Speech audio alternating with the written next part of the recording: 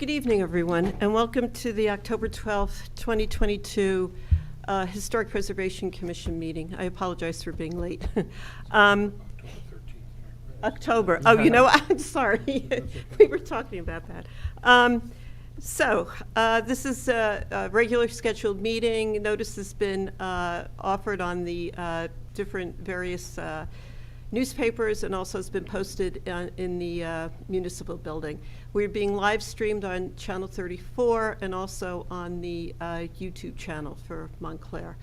So with that, Mr. Sibilia, could you?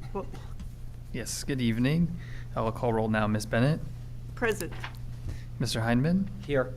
Mr. Rooney is not here. Mr. Reimnitz? Here. Mr. Sweeney? Here. Mr. Graham is excused. Mr. Connolly is also excused this evening. And Mr. Burr. Here. Okay, thanks, Tommy. The first on the agenda is the approval of minutes. That's from September 15th, 2022. Does anybody have any changes or additions? No, I looked at it. Okay. The only thing I have is on page 7, line 7. I think it should read, the commission stated that area ways could be outfitted, not would be outfitted. So with that being done, can we have a Sure. Motion to approve as amended? A second. All in favor? Aye. Okay, thank you. I'd like to announce that there will be a change in the agenda tonight. Rather, the label under committee reports, the Label Street Factory Landmark Nomination Report will be heard next month in November. It's not quite finished yet. There was quite a number of things to unpack in that area, so that will be heard next month. Resolutions. We do have a resolution, but I think we will address that when we discuss the demolition ordinance. So no other resolutions for tonight. Is there anyone? Oh, Mr. Rooney. What's that? So we'll discuss those. Sorry, we'll discuss those when we discuss the two projects. Is there anyone here that would like to speak for public comment? If so now, okay, please come forward and state your name.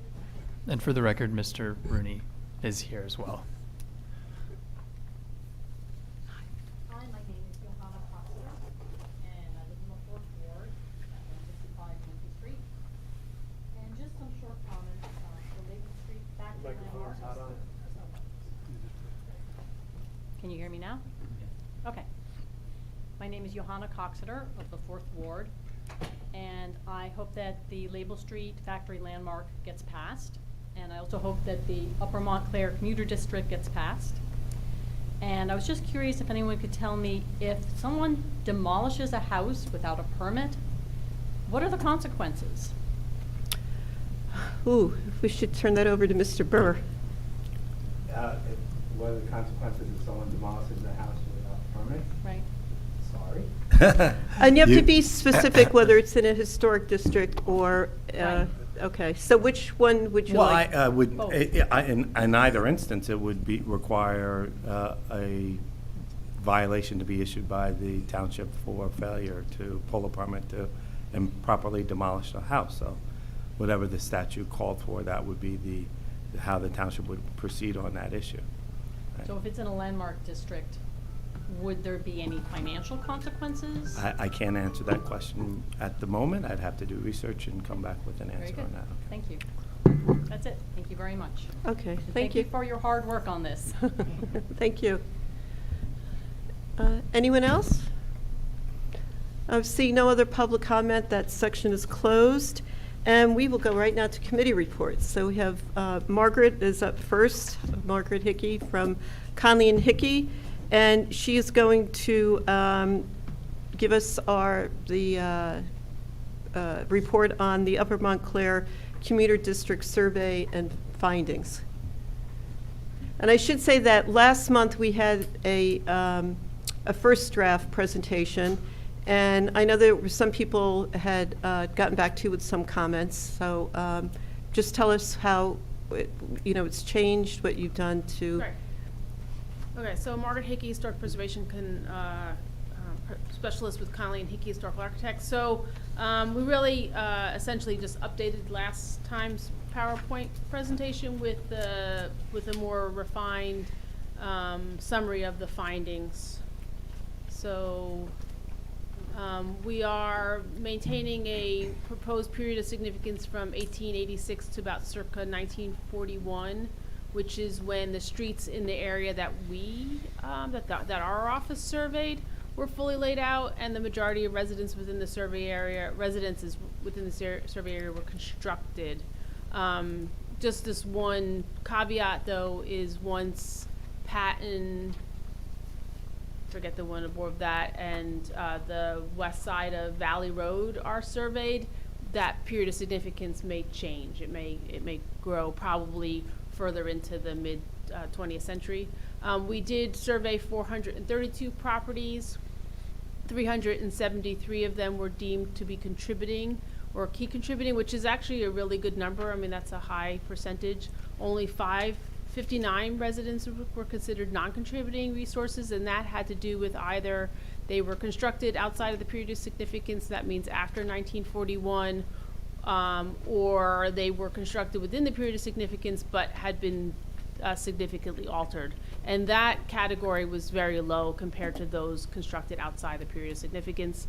And then 586 Park Street, which is on that little cul-de-sac at the top of Park, because that was a property built in 2005 and sat at the border of the boundary, it was knocked out. We don't like to end the boundary on a non-contributing resource.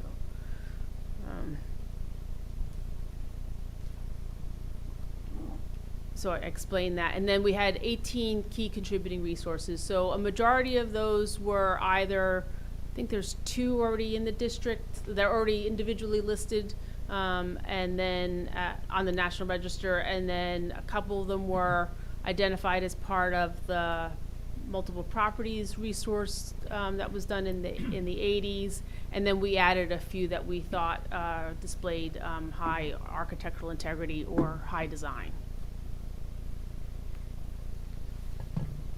Going back to the non-contributing resources and the period of significance, I do want to emphasize that when the other areas are surveyed, to really go back and look at Macapin, because there were actually some mid-20th century architect designed houses that may want to be reconsidered, and then the period of significance moved up.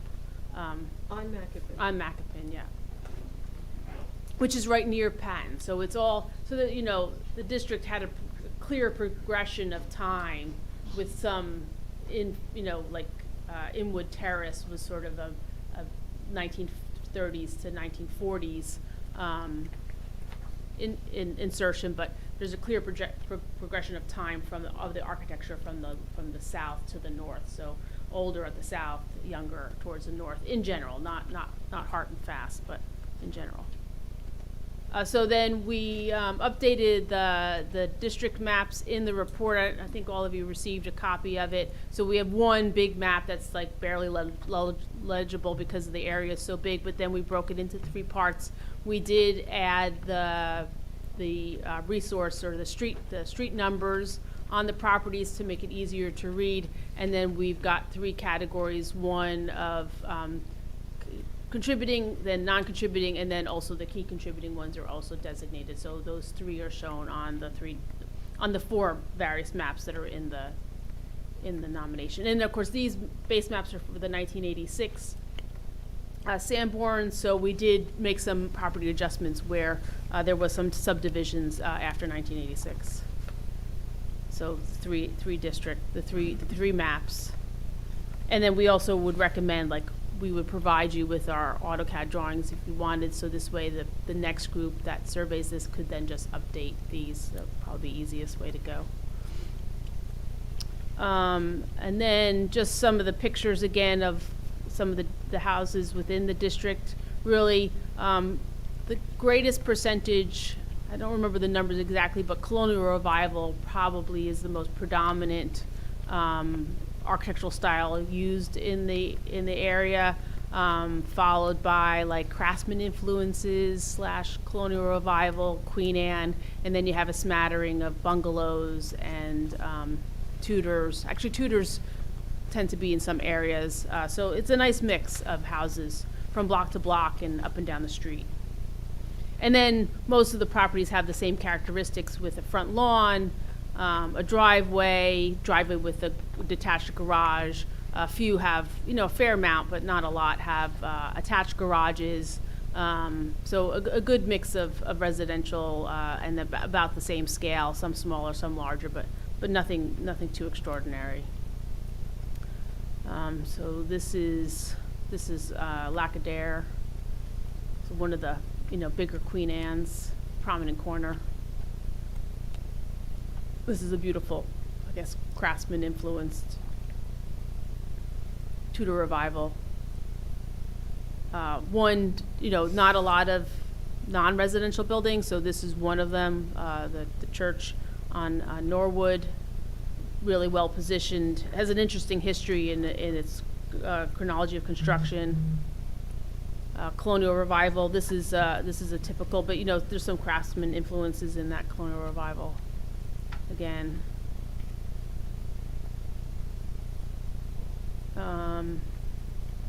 So the recommendations include an additional 200 properties, so west side of Valley, Nassau Road, Patton Place, and then a small portion of Lorraine Avenue. Complete the evaluation with regard to these extra 200 properties within what we proposed in the report. And then the report and the forms do recommend an Upper Montclair commuter area district. Last time I said, consider. We're still saying consider when you're done, possibly doing a boundary expansion to the business district. But the report does say it would stand alone, but it might be stronger as a boundary increase. And if that was the case, then you have to reevaluate the period of significance for the boundary increase and then possibly tighten up the boundaries on both districts as a result. Ask questions?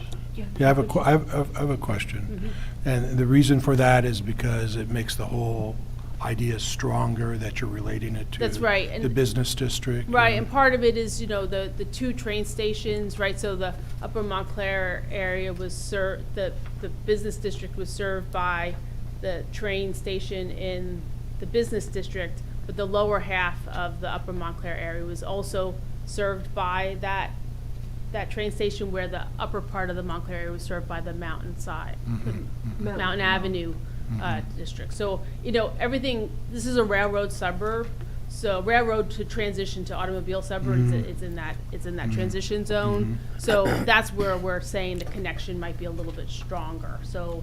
That would push it further south. Well, it would push the business area further north. But the Mountain Railroad Station is to the west of Valley Road. Yes, but that's also in the commuter area, so when you add that 200 properties, it's going to include that train station. Okay. Yeah, so that was our thinking, but it was still strong enough, and not having done the rest of the area, you do have to add that in order to kind of complete the circle on the recommendations, right? So. Where is the south boundary of what's being proposed right now? What's the street? Right now is portions of Lorraine. So right now, portions of Lorraine are in the Upper Montclair Business District, and we did not do all of Lorraine. We kind of nibbled. We only had funding for 400 and something, about 430 properties. So we nibbled around the edges to get the 430. So. But to add more of the Upper Montclair Business District would mean going further south from Lorraine to Bellevue and so on. I believe actually the business district does not go along the south side of Lorraine. Do you have a map? Do you have a map? I do not have, Okay, no. because I don't have one. Well, but when we, No, but, yeah, aren't we talking about this whole area? Yes. Yeah, Yeah. so that's south of Lorraine. And the south side of Lorraine. she's suggesting adding the business district Yeah. to the, I mean, which would no, be I'm adding, going further south I'm than Lorraine. suggesting adding the commuter area to the business To make it district, one big district. Right. because there's already I got one it. there. There's a slight distinction in that the period of significance for both are different. So you do have to reevaluate the existing one to the new one. The business district Yeah. to the new one, right. So it wouldn't just be a increase in the business district boundary, it would also be an increase in the period of significance That's for the correct. And business then district. and then at that time, you would probably reevaluate your Upper Montclair Business District boundaries. yeah. And you may, as a result, you may add buildings in the contributing column in the business district. Okay. It does seem that the residential area and the business area do have some different standards. Are they the same time period? Yeah, yes, there's a good overlap. This is one of the reasons why we're recommending that, yeah. Okay, and second, do we have, and I guess because I'm new to the commission, I have to ask that, do we have any districts that actually are both business and residential? I know we have downtown, there are a few residential, the downtown center business district, but Pine Street contains some. Pine Street? Residences. We don't have a strictly residential district. We've studied those. 2 years ago, or right before the pandemic, I guess it was. Wheeler Street and Oakcroft. So we have studied them, we have them on the books, we have intensive surveys for each of the structures that are in there. Okay. Are you Thank finished, you. Margaret? So we'll. Hold on, let me just double check. Okay. Yep, I think so, yep. Yes? Yeah, I'm done. Any other questions then, before we open up for discussion? I have one question. The last time you spoke, the east side of Park Street should really be included in your recommendations. Are those big houses that are on the ridge? The former study that we had did not include those. I don't No. know why. I don't either. So is there a reason why you can't make that in your recommendation? No, we can include that. Yeah, because I see, there's two places you have recommended, one on page 56 and one a little bit further Okay.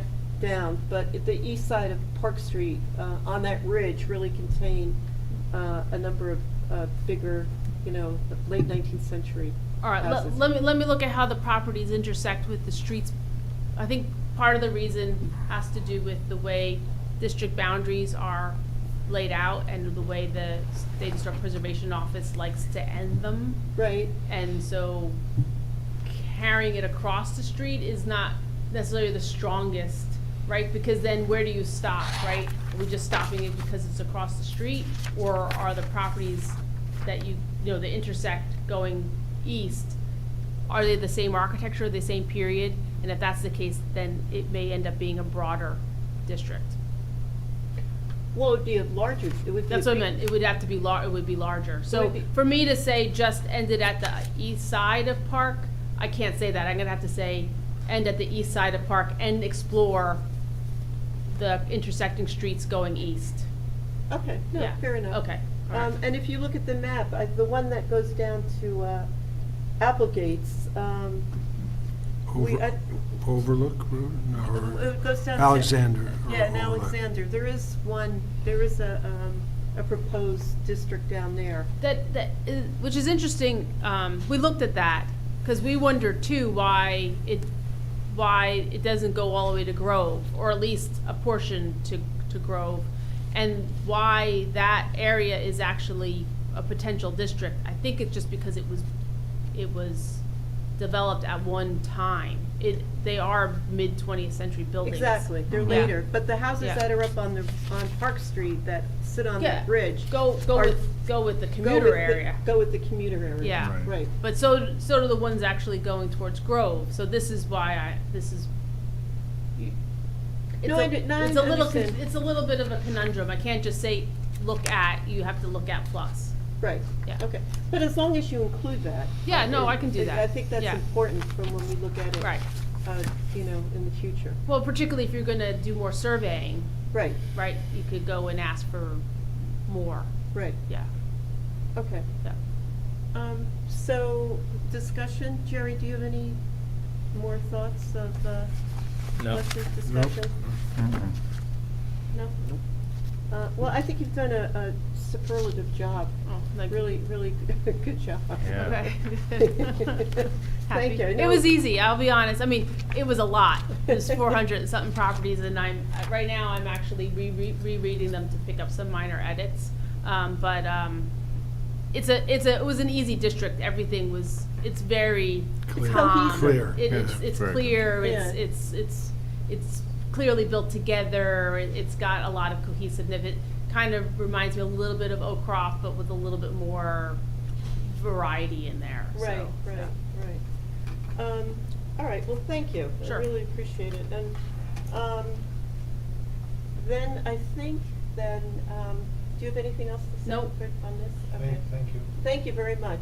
Mhm. Is anyone in Thank the you. audience that wants to make any comments or questions for our consultant about the, yes, come on up, please.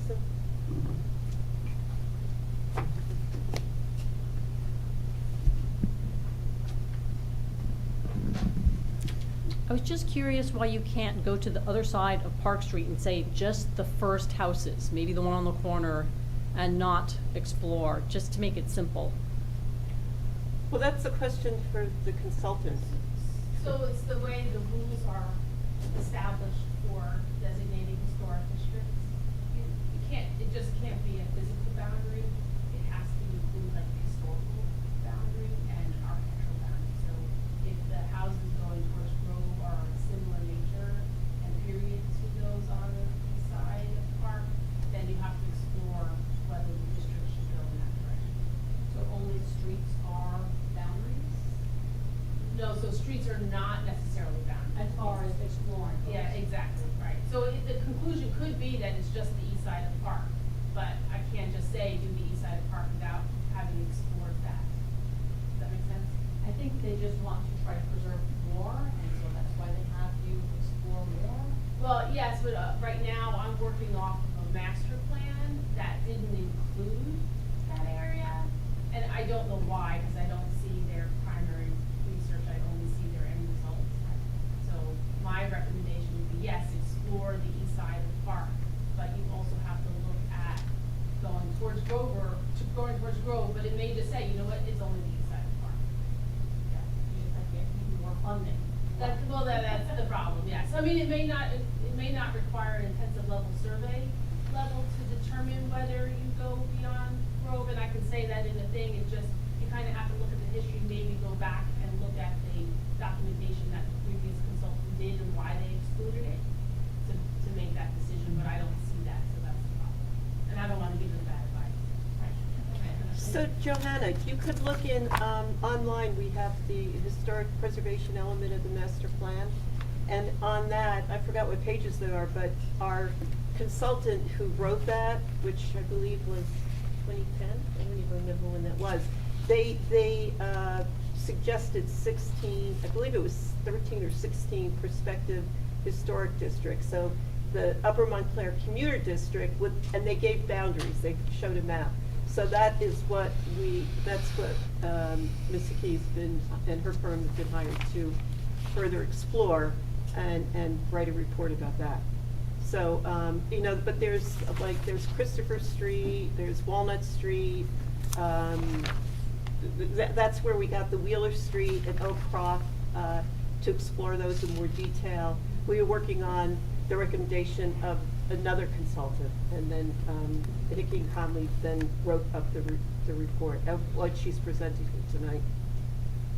All right, I'm gonna look at the master plan, thank you. Sure. So now we have a resolution to, Mhm. could you handle this, Teresa, because I don't have my resolution. So which one is it, Pine Street?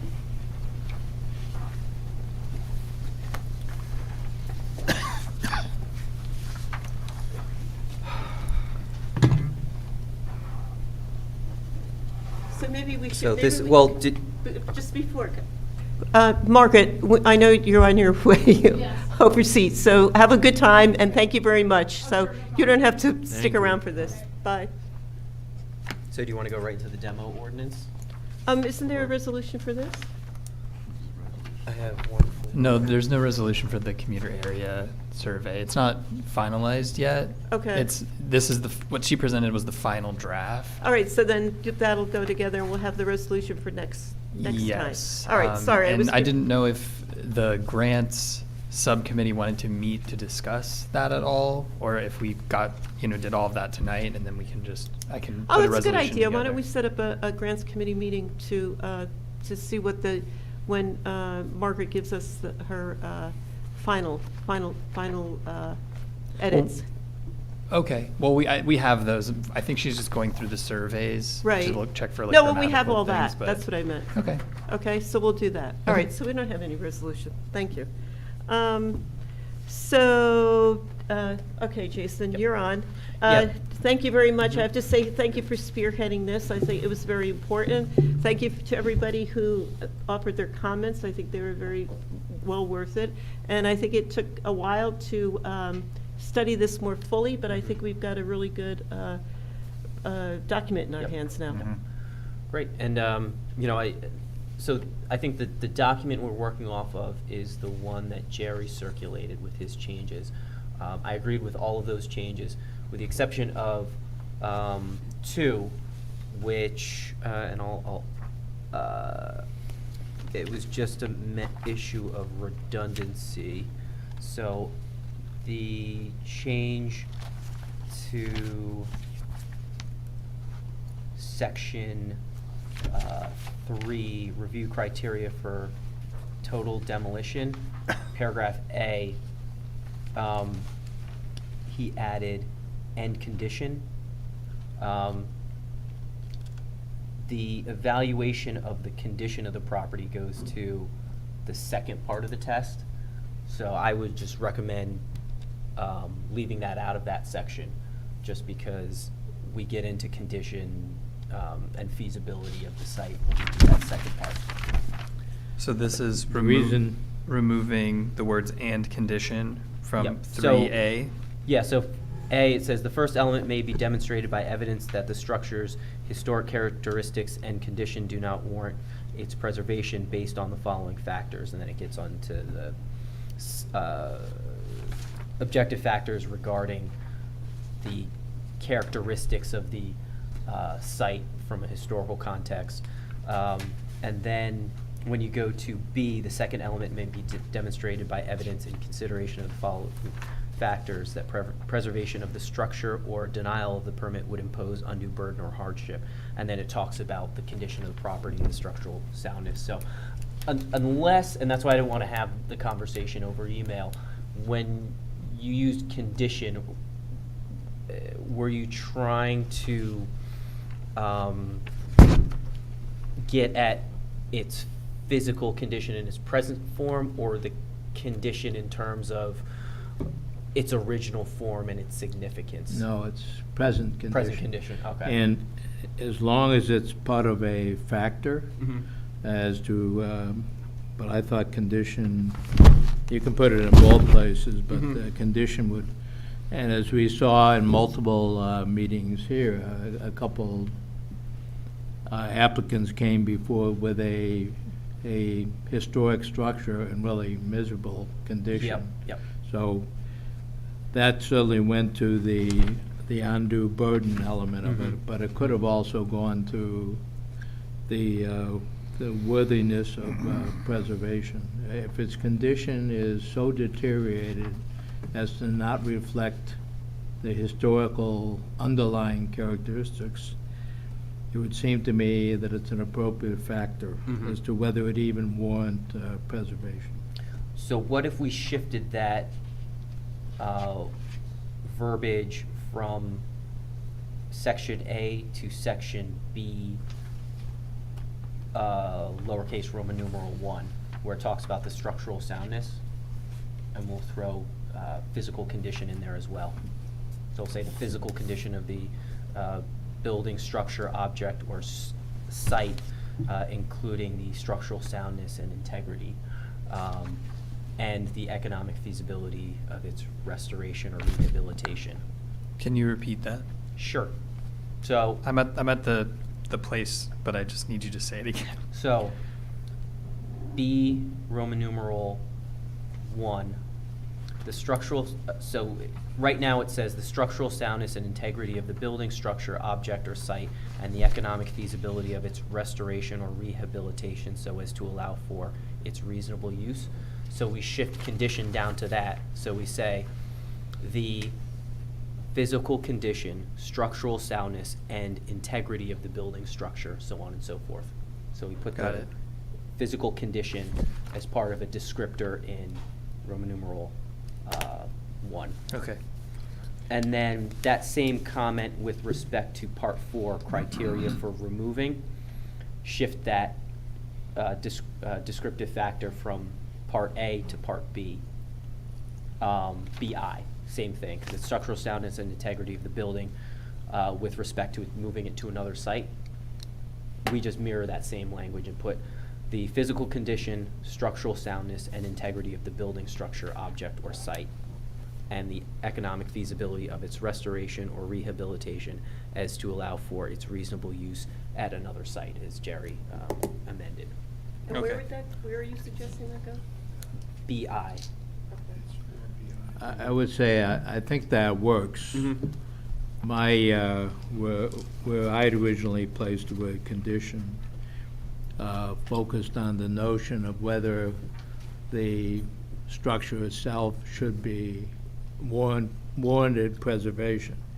And as I said, if the building was a wreck, but it had historical character, I would think that alone, it might not be worth preserving simply because of that condition. Yeah.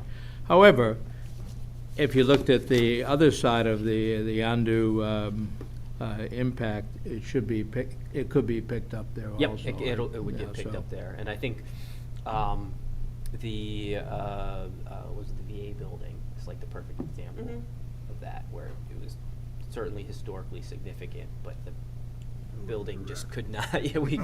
And allowing demolition allowed for that continued historic use. So I think this reflects that sentiment. Are you comfortable with that, Jerry? I'm looking at the text of which I just want to make sure that I have. I thought I'd perhaps put condition in 2 places, but maybe not. Yeah, you did 3A and then 4A. Okay. You had end So- condition, and we're just making the same shift and moving it from 3A to 3BI and from 4A to 4BI. Tommy, do you have that? I see what you're doing. I think that would work, as long as condition is a factor to be evaluated. Yep. Absolutely. So, Tommy, do you have that?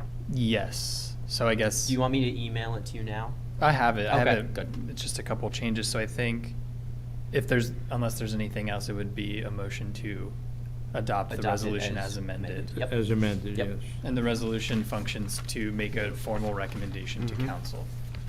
Could you read the language that you were going to add to the subpart Bs of each of those 2 sections? Sure. So, for 3B, or I'm sorry, for 3A, we're moving end condition. And for 3BI, we are amending it to say the condition, structural soundness, and integrity of the building, structure, object, or site and the economic feasibility of its restoration or rehabilitation so as to allow for its reasonable use. Are we saying physical condition? I wrote physical. Do you want physical then put, That's- yeah, that's what physical I have. condition. Yep. That's what you said before, Right. physical, so. And then for 4A, remove end condition. And for 4BI, add the physical condition, structural soundness and integrity of the building, structure, object, or site, and the economic feasibility of its restoration or rehabilitation so as to allow for its reasonable use at another site. I'm gonna suggest it not be physical condition. I'm gonna give an example. Mhm. It not be. It not be physical, you just have the word condition. condition. And I'm taking into account an example of a pre-existing matter. Let's say there's a environmental contamination Mhm. within the structure. That may not be a physical condition. Yeah, let's just keep it as condition, Sure. because we also have structural soundness, integrity. Right. I think those three descriptions capture like the plethora of circumstances I that could agree. come before us. So let's keep it broad. Thank you. Before we vote on this, Mr. Byrd, do you have any comments? No, none. All right, thank you. Okay. And thank you. I don't think we have a physical No. copy. I think Tommy emailed the resolution. Yeah, I sent out with the packets and in the email, it's an ordinance to amend section 347. That's what it says at the top.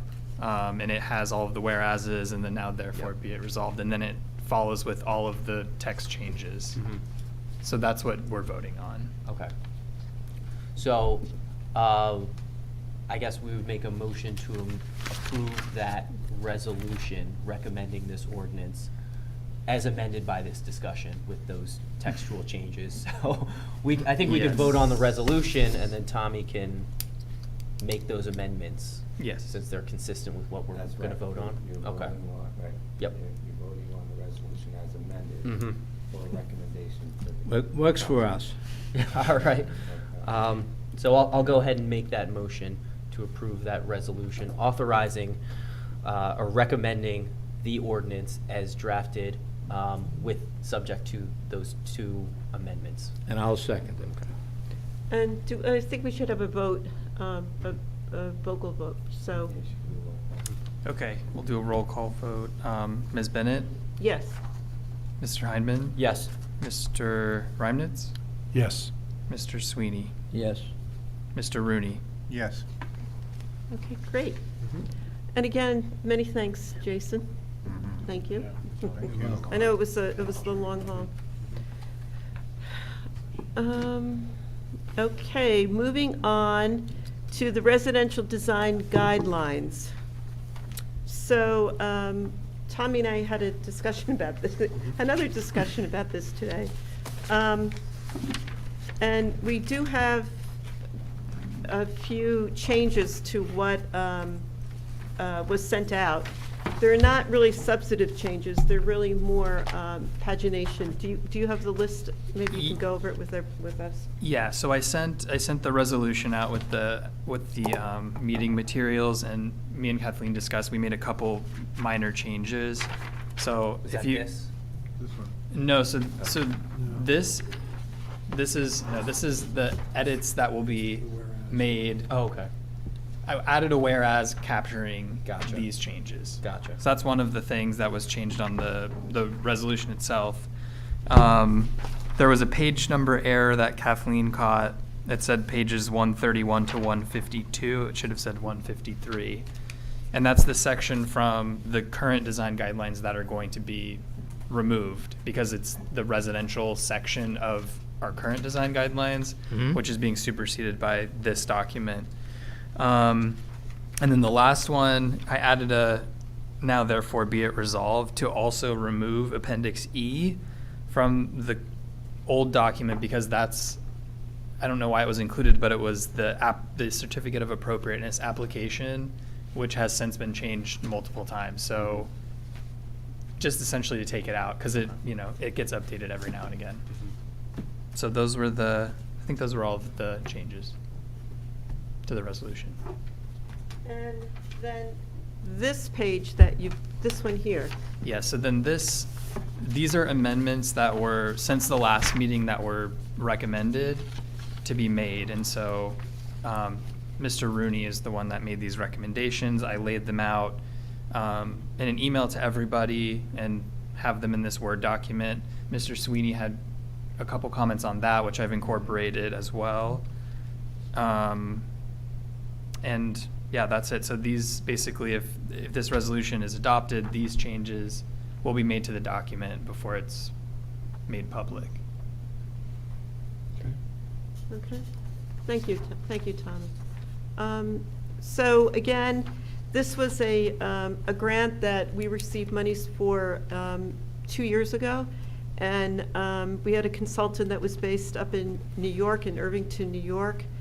And this will, as Tommy said, will supersede the existing residential guidelines that are in our historic design guidelines. And there's a lot more information in it. There's examples of different architectural styles. There's a lot of information as to where people can find guidance and help when they're doing restoration to their houses. It's hoped that people, not only in residential area, we don't have any specific residential historic areas, but people who are looking to do some work on their house, that this will be a guide for them to help stay within the historic parameters, which are so important to the landscape and the streetscapes of Montclair. We've also included, which is very important, these flow charts, which actually explain, which sometimes gets very bogged down in misunderstanding and minutia, how things work within the municipal system. So we have a flow chart for demolition, who it gets, where you get the application, who it goes to first, and then the process. A C of A, which is a certificate of appropriateness. If something is either locally landmarked or in a historic district, there's also a flow chart for that. And then the other thing which really confuses people are development applications, where we serve as advisory to both the planning board and the zoning board of adjustment. So I'm glad that this is finally finalized. And if we could have now we'll pass the resolution, which is the resolution with the amendments that we've discussed so far tonight.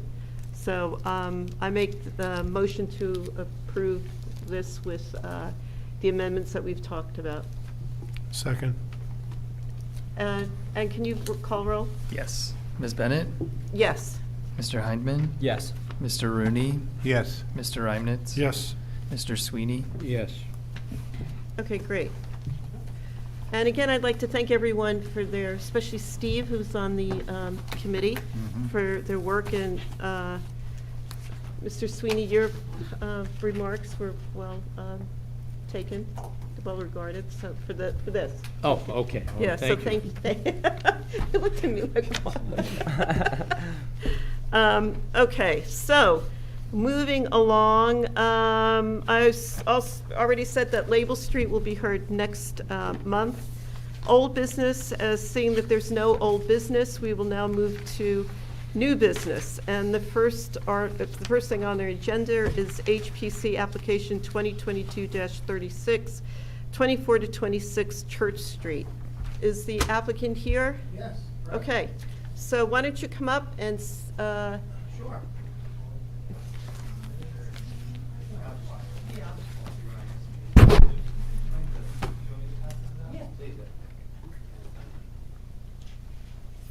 Just one folder for each person. Yes.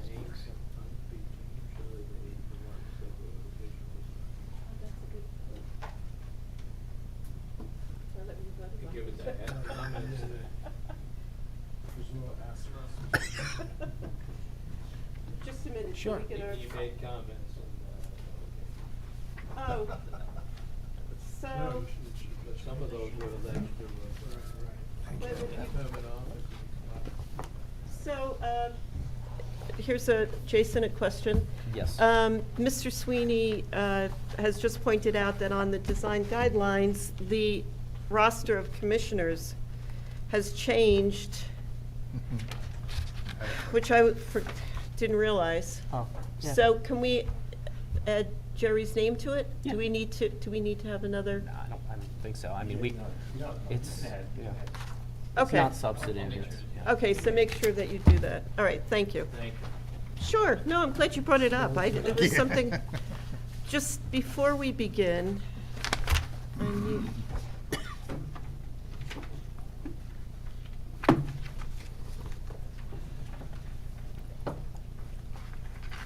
Now, were these previously submitted? Or is this- Yes. They were? Okay, good. Okay, so let me just introduce the application, and then we'll get your testimony. We'll listen to your testimony. So we are here for a C of A Certificate of Appropriateness for Gumdrop Hairdressers. It's HPC application 2022-36. It is 24 to 26 Church Street. And 24 to 26 Church Street is a commercial building in the Town Center Historic District. It was constructed in 1895, but the current facade, which is identified as Jacobin Revival style, was applied in 1929. The facade is clad in limestone veneer on the first floor and English bond brick on the second and third floors. The property survey in the report describes the significance of the building as followed. This is a successful interpretation of the Jacobean Revival style. The brick facade was added to the former warehouse in the 20s. The carefully designed storefront windows and mellow brickwork contrast sharply with the geometric lines of the Art Deco buildings on either side. And I should mention that that's from the Town Center Historic District report. And I understand that you are seeking to change the windows, the large front windows. Just the large front windows, leaving the architecture of the arches and the lattice, leaving all that, even that little kick plate. The only thing we want to open up is the. Just before you continue, you have to be sworn in for Sure. testimony. So Okay, where do I do that? Okay.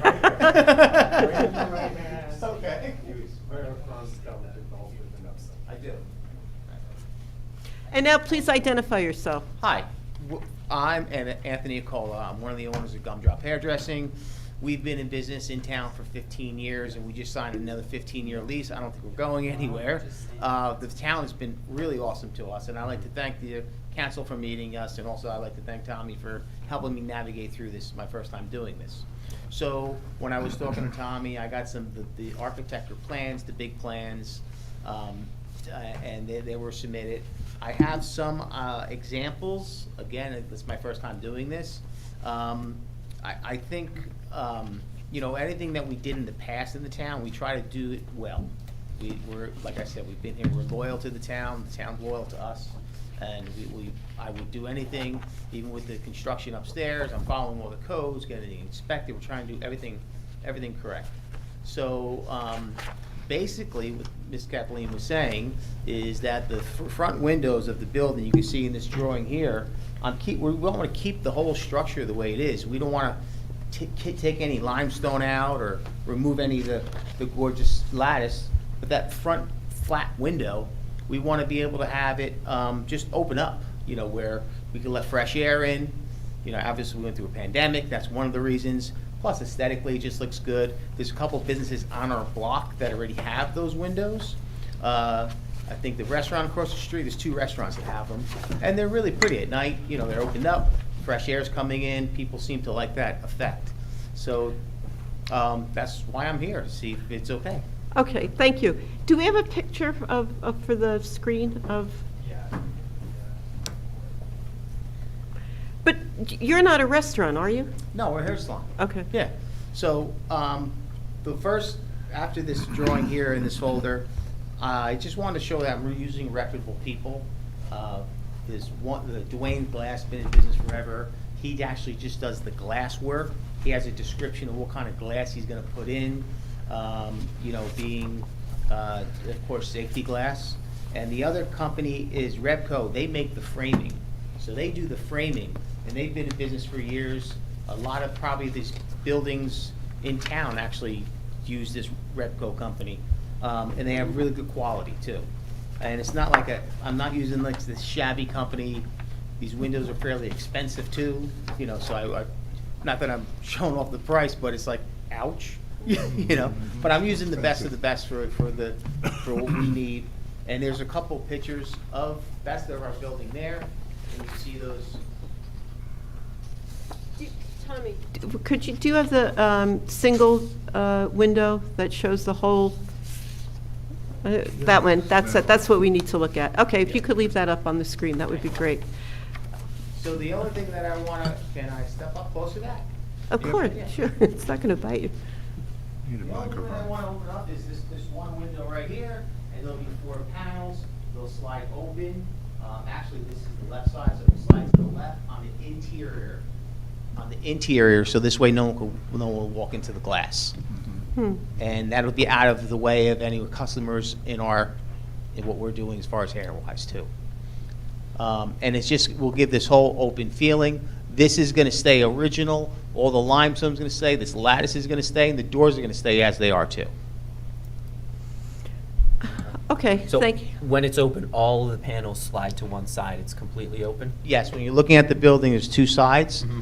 The left side will slide to the left side, the right side slide to the right. Oh, okay. Yeah, and also there's a little bit of the, you know, this Rebco, you know, the system that they use. I did take a picture of the track that they have here, and it's pretty heavy-duty track. You know, it's not like a flimsy, plasticky kind of thing. It's metal and rubber, so they're solid doors. So what we do now, I just want you to understand that what we're looking at is really how this change in the facade, which will be the glass facade, how it impacts the historic district, and if it's in keeping with the building, the historic character of the building. So I just want you to understand that before we go forward. Yeah, I do, and I appreciate you guys, you know, hearing me out too. I mean, Okay. I know that everyone has, I mean, you guys are really, I mean, the historical intent, you know, how it's such pristine Montclair. So anything advice that you give me, I'll definitely take in consideration, or I won't do it. Okay. Thank you. So does that conclude your testimony? Yeah, I guess so. Okay. Yeah. All Unless right. you have questions for me and. Yes, that's what we'll do. We'll Sure. start out. We'll have questions, and then we'll ask if the audience has any questions, and then we'll have discussion. So, where shall we begin? Steve, do you have any questions for the applicant? What made you decide to do 4 panels instead of 3 panels, or 6 panels, or? I thought, just personally, 4 would just sort of break up the length of it's 113 inches. I thought it'd be aesthetically pleasing to just have 4 panels. Mhm. I thought 6 panels might be a little too busy, and 2 panels I don't think would work either, so it was either a difference of 3 or 4. And when I talked to the glass person, he advised 4, and my architect also advised 4 too. So I went with 4. How often is this going to be open? On nice, beautiful days, you know, nice days, basically. If the weather's a little cooler, they'll be shut, but if it's a gorgeous day, everything will be opened up and aired out. Okay. No more questions. Jason? No questions. I have no questions. No questions. Any questions? The real question I had is whether the building was within 200 feet of the building that I have an ownership interest. I'm going to abstain because I think it probably is within 200 feet. Okay. Wait, I don't think you have to abstain. I don't? No, for this. Unless you have No, you don't have to monetary- abstain, as long as you just stated it. stated your situation, and as long as you don't feel you have a conflict of interest. And I don't have. Vote your conscience. I have no conflict. It's a nice building. No, any questions for the applicant? Yes, I have a question. The question when it opens, the slides, will it be sliding, so it extends outward or extends inward? They'll be extending inward, so when you open that door, like the folding doors, the inside of the glass will be to the wall on both sides, inside, not Okay, so outside. that'd just be the inside. I have a question. Did you look at our design guidelines on page 89 where it says preserve and maintain original windows? And it clearly states that window openings, window details, size and shape of these elements help establish the rhythm, scale, and proportion of buildings and reflect architectural style and character. So I didn't read that. Oh, okay. All right. All right, I just wanted to Okay. ask that. Any other questions? No. Before we open up, well, we'll open up for discussion. Commissioners, I think we have to look at this and really determine whether you think that this change in the windows, which will have 4, you're saying each window will have 4 muttons, right? Not muttons, mullions. Mullions, which are the divisions. Kathleen? Should we read the consultant's report? Yeah, I was gonna- too? Oh, yeah. Because he's not here, so I didn't know if, did you want to go Oh, that's, over you're it? you're or- right. Yes, but I just wanted everybody to understand that that's what we're looking at. So Tom Connolly, who's our consultant, has looked at this, and he's saying that the applicant is proposing replacement of the current fixed storefront windows with new tempered accordion windows. The existing frame and storefront is to remain. So number 1, the storefront windows have historically been a feature most commonly altered in historic commercial buildings, as evident in the historic photo in the Town Center Historic District Nomination Report. I did speak to Tom about that. He thought that there was a center mullion in the photograph. He didn't realize that there wasn't, that they're both clear. And the proposed new accordion storefront window design, he says is in keeping with the Secretary of Interior standards for rehabilitation, the Township Historic Design Guidelines. Number 2, detailed plan and elevation drawings with dimensions of proposed storefront modification shall be provided, and applicant shall provide cut sheets, product data for proposed new storefront frame. I think that's what you provided tonight? To the best of my ability, yeah. I mean, I didn't order these windows yet, so if we do get approved, I will actually get some kind of manufacturer, like from the Repco or from my glass guy. But, you know, I did the best I could pull from them, because I didn't want to, if I'm not committed to the job, I didn't want them to feel like like I was a nuisance getting all the Oh, stuff. no, Yeah. but much appreciated, yeah. So what we have to discuss and give you our recommendation, whether or not the accordion window, as you propose with the divisions in them, are appropriate for this building in the historic district. Okay. So those are Tom's findings. He's our historic consultant, and you received a copy of this? I think so. I think I did. Yeah, I okay. Yeah. All right, so with that in mind, shall we start discussion with you, Steve? Okay,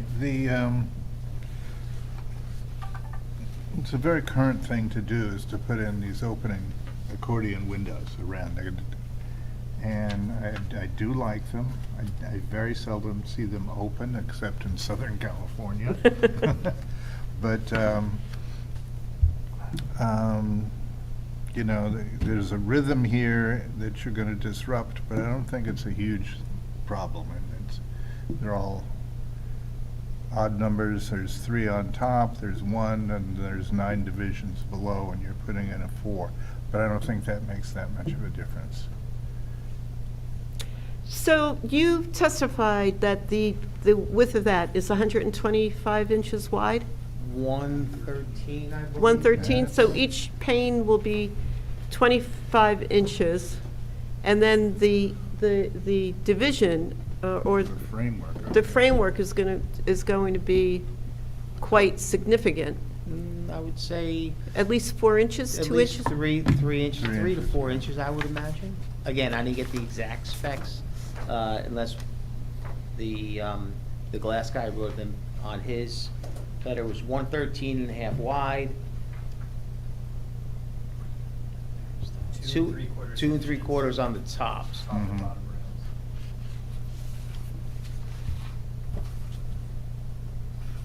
And the other reason why I think we chose for the architect and I's, because when you open them up, it won't take too much space inside. Right. When it's stacked back, do you have enough room inside to stack it back? Plenty. We have over 3,000 square feet that we're doing. But on that wall? On that wall, yeah, that's, You're not that, gonna no, put it- that's an 18-foot wall, I believe. No, from the side of the window to the side of the room, the wall of the room, to stack back the Yes. windows? Yes, no, they sort of go right to the wall. Okay, Mhm. On both sides, they go right to the wall. okay. So do you think with the divisions, It won't be thick. I mean, I think it's gonna be fine. I'm not crazy about it, but it's not up to me. Whether you know, but. well, if you have, this is a C of A, so Yeah. we're going to vote on it. Right. So if you think it disturbs the rhythm of the building, then, No, it's not going to disturb the rhythm of the building at all. or if it's inappropriate for, No, it's not, because it's a storefront. And storefronts change all the time. And I like it with the big plate glass windows, but that wouldn't have been appropriate when this was originally built. why not? Yes, it would. That's when plate glass window came. Not really that big, you think? Okay. You know, I think probably what happened was it was divided differently, that the tripartite at the top, Yeah, that divider at the top came all the way down. That's what I was And then thinking. that would tie it all together, Mm. but that doesn't get it open the way he wants to get it open. And but it that's- won't. Yeah. So, Right. you know. Do you see what we're? Yeah. I do, yeah. I say, I understand what you're saying. You're looking for something a little more symmetric to the window, to the arch on top, correct? Yeah, but I don't see how you're gonna be able to do I don't know that. how you. That's a do tough that. one. No, Yeah. I don't, you know, just to comment on it, I don't have a problem. I think the fact that you're keeping the architecture, you know, you have these great windows at the top and the metalwork at the base, and it's symmetrical in the facade. You're doing both sides, you're not just doing one, you're doing Yeah, both. that's It all important. sort of works together. I think it's important that we keep the landscape active and lively and in the 21st century as well. Mhm. I think you're keeping enough of the history of that to allow that to happen. Even the inside of the building, we're keeping the original tin ceilings. We added some tin molding because it had a drop ceiling. We took that down and we just repaired that. So we're trying to keep the integrity of the building. We didn't change the wood floor, you know. We're trying to keep Montclair, but modern. Good. Thank you. Yeah. Jason? No, I don't have anything to add. You know, I think it's a consistent modification to the storefront. And I think it'll look good. It's high quality. It'll be functional. Thank you. Jerry? Same. I don't have any comments except that if all the windows were Mhm. removed, which I think it should be building will, reversed. when, the building will appear when the windows are open, and so all the window is not there.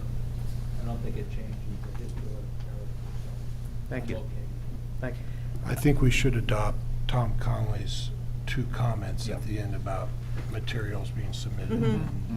and more detailed information about the actual windows. Yeah, which would come before a subcommittee, before you actually, you need to get that information Okay.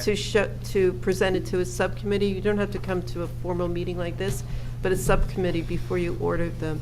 And the one thing I'd like to, as a condition that this, what you're proposing be reversible. In other words, you can, you know, make sure everything that can We could- come out to make it just one plain glass window, which I guess would be. Yeah, of Taking out course, the frame. because we're not changing any of the framing. So Right. the only thing that's coming out is that glass and that framing around it, which is Mhm. that bronze or black aluminum. And that's what we're doing ours with, black aluminum. So just like that, it's just like, Mhm. it looks like a regular aluminum frame, it just folds. So, but yes, we could eventually, if there was a problem, we could unscrew it, take it out, put the old one in. And following on, I think it was John's, your comment about having the tripart, the thicker member from the top come down. Is that doable to have that in that width and then have 3 panels as opposed to They'd 4 have to be panels? equal panels. What's that? Have to be equal panels. Yeah, they're gonna, is it possible? Maybe, Maybe. but I don't have a problem with what, I think it's gonna start looking a little unbalanced. I mean, if he just brought that down and didn't open things up, yeah, that would be I think great, with, it has to be an even number in order for it to be supported correctly. Can it be 3 panels that accordion back, or does it have to be 4? I will look into that. I don't know the answer offhand, but I will definitely get back to the committee with that. I think you're right, because the third panel is not supported on the edge. It's not supported, It's right. flapping in the wind, Right. so you need 4. You need 4. Okay. That's probably why my architect devised 4. Okay, so the, Tom's, to, number, I think there was a mistake here with the numbering, but, so it'd be, number 2 and 3, which are detailed plan and elevation drawings, and that the applicant should provide cut sheets, for what the actual window that you're going to order, Okay. okay? So So so with this, again, I'm not a builder, I'm a hairdresser. Reb- Would this be Reb- considered no. a cut sheet? No, Okay. that's an order sheet of That's some an sort. order You get Rebco to provide you with spec sheets or with dimensions and so on. Okay. They do that all the time, I'm sure, Perfect. so. I'll ask, no problem.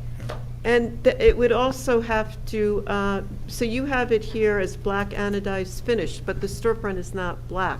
Isn't it brown? It's a combo, that bottom, that base is painted brown.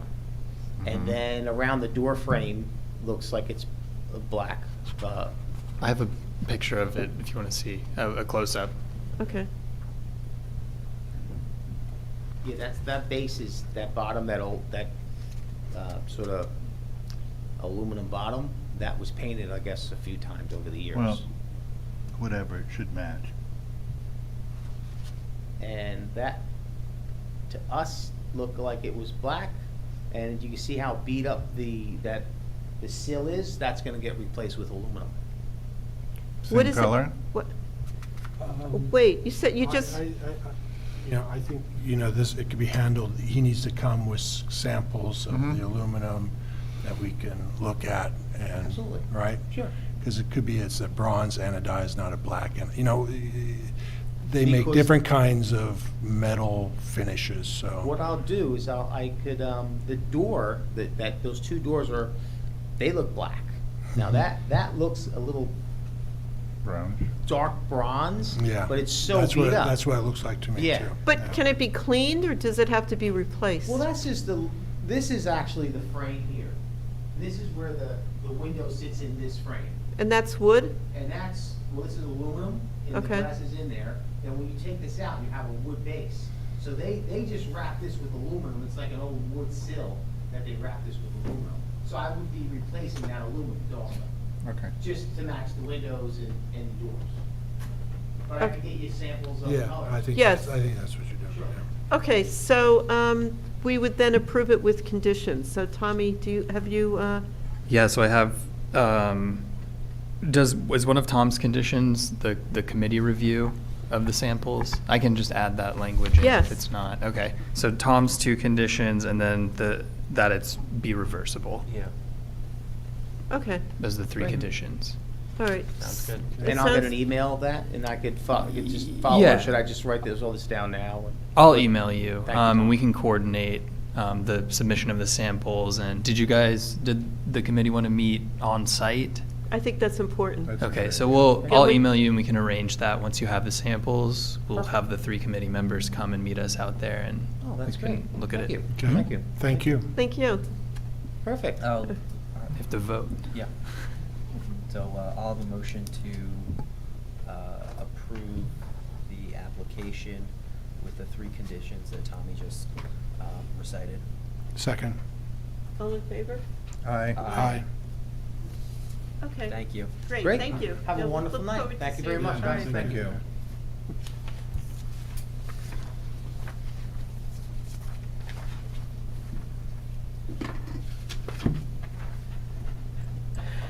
Okay, next up is 620 Valley Road, application 2022-38. This is window replacement. Hi. Hey, how are you? Good, so if you just raise your hand to be sworn in. Sorry. Right hands up, okay. You swear to tell the truth, everything you say will be the truth, nothing but the truth? Yes, I do. I do. Okay, so before you proceed, I just. Introduce themselves. Oh, did you introduce yourself? Hey, how are you? I'm John Calasibetta. I'm Paul Riccardi. And what is So your? I own the building, and he's my contractor. I hired him to Okay. do all the work. Okay. Okay. Make it All look right, thank beautiful you. again. So this, as I mentioned, is at 18-620 Valley Road. The subject property is designated as contributing structure in the 2006 Upper Montclair Historic Business District. It is a 2-story Tudor Revival commercial building facing west towards Valley Road. And currently, all second-floor windows have been replaced with 1/1 vinyl-hung windows. The applicant has requested permission for the replacement of the second-story painted wood windows on Valley Road and rear elevations with white vinyl double-hung windows, which have already been installed with wood inserts to fit existing windows. The applicant also proposes the replacement of the 15-light door in the left bay of the rear elevation with a 9-light door.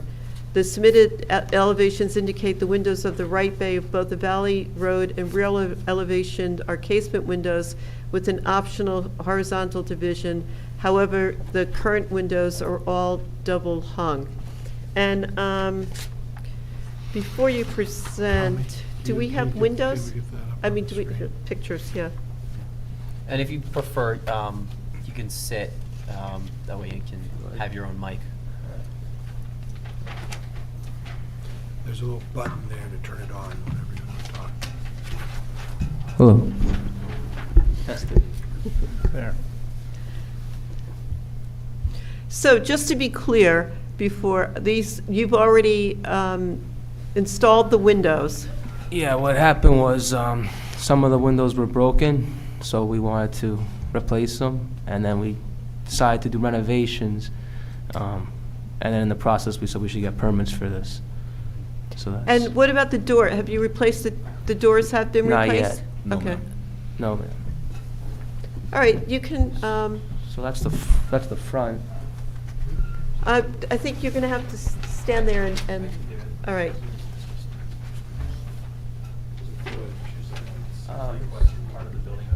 Just the front and back. So that's the front. That's along Valley Road. The door, which is- And that's Wade Max Frame Shop there, and above it, we replaced those windows. So that's the outscape, yeah. Maybe I should just point this out.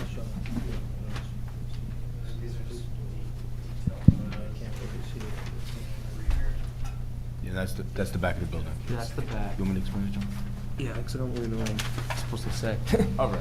So, all the windows were the same, and then we pulled permits to renovate the upstairs. By pulling permits to renovate the upstairs, we changed location of bedrooms and stuff like that. So when we did that, some of the windows had to be changed to casement windows because these were replaced last year, so I matched the windows on the rest of them. When I came down, I spoke to the building department and stuff like that, and they're like, well, if you have to change windows, you need to go to the Historical Society. So I came to see, the original guy I came to see was Richard, which was very helpful and nice, And basically, the inspector called me out and he said, well, you didn't have this on the inspection. I said, well, these have been changed for like a year or two because we were having heat issues and boiler and stuff like that. And again, originally we were just paint, renovate a little bit, and then it kind of went crazy. We got Mark the architect in there. You know, me and Johnny went crazy. We started framing stuff, doing all types of fun stuff, and then now we got a plan. So once we got the plan, these windows were already changed. Nobody even knew they were changed. Nobody even knew we had to ask permission to change windows because in the state of New Jersey, other than Montclair, I've never pulled a permit for a replacement window. So it's not a permittable thing. Even if you go to the office right now and you're like, hey, I want to replace a window, you don't really need a permit because it's replaceable. I didn't know that in Montclair you needed permission. Well, We found out. It's not all Montclair's because this is a historic district. I had no idea. Yes. So again, as soon as I did find out from Richard, I never told Tommy, him. I didn't. and, you know, I told John right away, I said, hey, John, we gotta come down here and talk about these windows. So to comply with the building, I have to still replace these two windows over here, and on the front, the two outside windows on each side of the building. To comply with the interior renovation, they will be casements. If you look at the plan we have drawn up, the reason why you have the optional grill is so that it blends with the original double hungs that were here. So what was there as a double hung, I replaced them with a white vinyl double hung because it's high and the paint kept chipping and it looked really bad. You have pictures of the original windows in there. We didn't mess with the frames. None of this has been touched. This will be at a different date. Once we start renovating the outside of the building, we're gonna have to come down here and talk about paint and stuff like that. Obviously, the outside's gonna get a little uplift, but right now we're just concentrating on the inside, budget permitted. Yeah. So question, because I kind of got lost there. Sure. What our purview would be changes in the window, so replacements in kind would be fine. We wouldn't even need to see it. So I know you talked about some of the originals were double hung. So there should be pictures in your pamphlets of the Okay. original windows that were on the building. Mhm. They're They were literally the double. exact same They were- windows. They're yeah. double They were hung 6 windows. over 1. Yeah. So So the only right difference, here. yeah. This picture. That's the picture that you Yeah, so that's the original window. That's the original. Which Okay. is a double hung. We replaced it with a double hung. And the only difference is going from the wood to the To vinyl. Okay. which they were painted white. Wait, where's the And- casement? And to go from So the 6 casements over I haven't, 1 6 to 1. I haven't put in yet, because now I'm changing the window. Okay. So the casements will have to be here, which is gonna be exactly the same size, and if you look at the picture I provided of the type of casement, we are gonna put a piece of trim in between the casement there and there, Yeah. so it's gonna look just like a Yeah. double hung. Is this a bedroom? Is that why Yes, you it's a need bed. it? You need egress? Yeah, okay, So well, my that's point fine. is- I get that. Yeah. So the Okay. choice would be to put in a casement, or to cut this open, like another 6 feet like they did next door, and I didn't wanna cut the building, so I chose No, the no, casement. No. Is that's just the parking lot for the business and residents? Yes. Yes. The back. So that's not visible from the public right of way, No, correct? and then the No. front, Okay. the front of the building. It is. It is? are- Oh, okay. There's a road behind the There's building. a road behind there? Okay. I'm sorry, can I ask, because I'm a little confused Sure. about that. The other windows are double hung, but you, on both the right side rear and the right side front, you have to put in casement windows instead of double hung windows? Yes, 'cause they're bedrooms. So New Jersey state law called out that we need casement windows for, basically you need the egress, which means that a fireman has to be able to jump in with a backpack. Mhm. You can't You get need- through there with a backpack. You need 5.7 square Yeah. feet of open area. So we have to put casements. So when you replace a window, you have to bring it up to code. And those would be So- in the rear. They would be two Well, that's in wherever rear. the bedrooms are. The front Right. and Well, the the ones rear. that affect you, 2 in the rear, then I have 2 on the side of the building which are not visible, which doesn't affect this plan. Right. I have 2 on the other side of the building, which is butted up against another building, which doesn't affect this, because you can't visibly see it, I was told. And then the ones in the front, which you will be able to see, are on the right-hand side. So if you pull up, how do I pull the front up? Yeah. Just scroll up. Oh. Yeah, no, that's the second one. But haven't you already replaced the windows in the front? Yeah, I have to do them again, because the plan Anyway. changed. So it would be. Go up one more. Boom. 2 more, Yeah. sorry, 3 more. 1 more. A little bit, yeah. So these 2 would be casements over here. So this is a living room area, this is a living room area, this is a bedroom area, so these would have to be the casements. And again, the casements would be the same style window, same exact window, and it would even have the bar in the middle of it. So it would go. Okay, so. So the casement and the double hung, same width, same dimension, same everything? Okay. And the casement will have the cross barred Yeah, and make piece it look trim. like, So it'll look externally the same. Yep. Right, and you have to replace 2 that you've already installed in the back as well? Yes. So you got 4 out of how many that you have to? That's You 3. did 1, 2, 3, 4, 5, 6, 7. How many do you have in the back? 8, 9, 10, 11, 12, and then a door. So you have 12 windows, and you need to, as they are, you need to replace 4 of them. 4 of them, and I would like to Yeah. replace the door too, because the door is very decrepit. And currently, it's in the back. So currently, it's like a 16 light door, which means that the glass goes from top to bottom. You're right. I would like to replace it with a 9 light door, which you can't really tell how many lights it has anyway, because unless you've got binoculars, you can't see it. But it just for safety. Where's the door? So it's tucked on the roof over here. Oh, we're not talking about a ground floor door. We're No, talking it's about up a on the door roof. out into a It's deck an or access so. door. Just I Access want to put door. a nice steel one there. Okay. Can you go back, please, to the front? Will the case, so you're testifying that the casement and the double hung on either side will look the same? Yep, same window. Is that, It's done a lot. okay. But that's, okay, we're not there yet. Yeah, is it possible to replicate the 6/1? Excuse me? Is it possible to replicate the 6/1 windows? The old, like what? The old it- look with grills or something? I mean, you could, if you wanted me to put grills in it. Mm-hmm. Yeah, we'll do- Yeah, they So got that- inserts and stuff like that. so that was a question. Okay, so we're into, are you Yes. done with your testimony?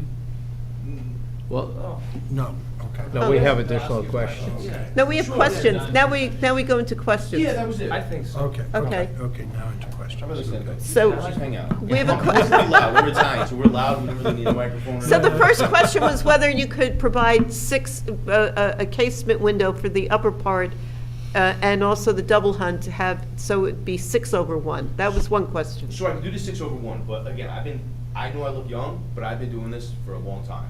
And this is gonna be a rental. And as much as you wanna take care of rentals, right? People do not take care of rentals. The little plastic inserts that go in the top of that window, the odds of somebody not breaking them within the first year and it looking horrible is just not gonna happen.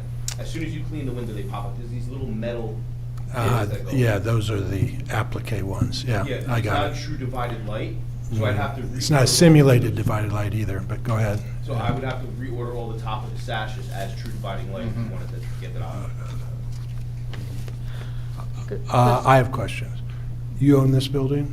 Yeah. How long have you owned this building? Well, it's been in my family since the 1930s. It's been in your family I since think the 1930s. 1936, my grandfather bought it. Uh-huh. Yeah. Wow. So, and then he had Phipps Pharmacy, which was currently now Wade Max's store.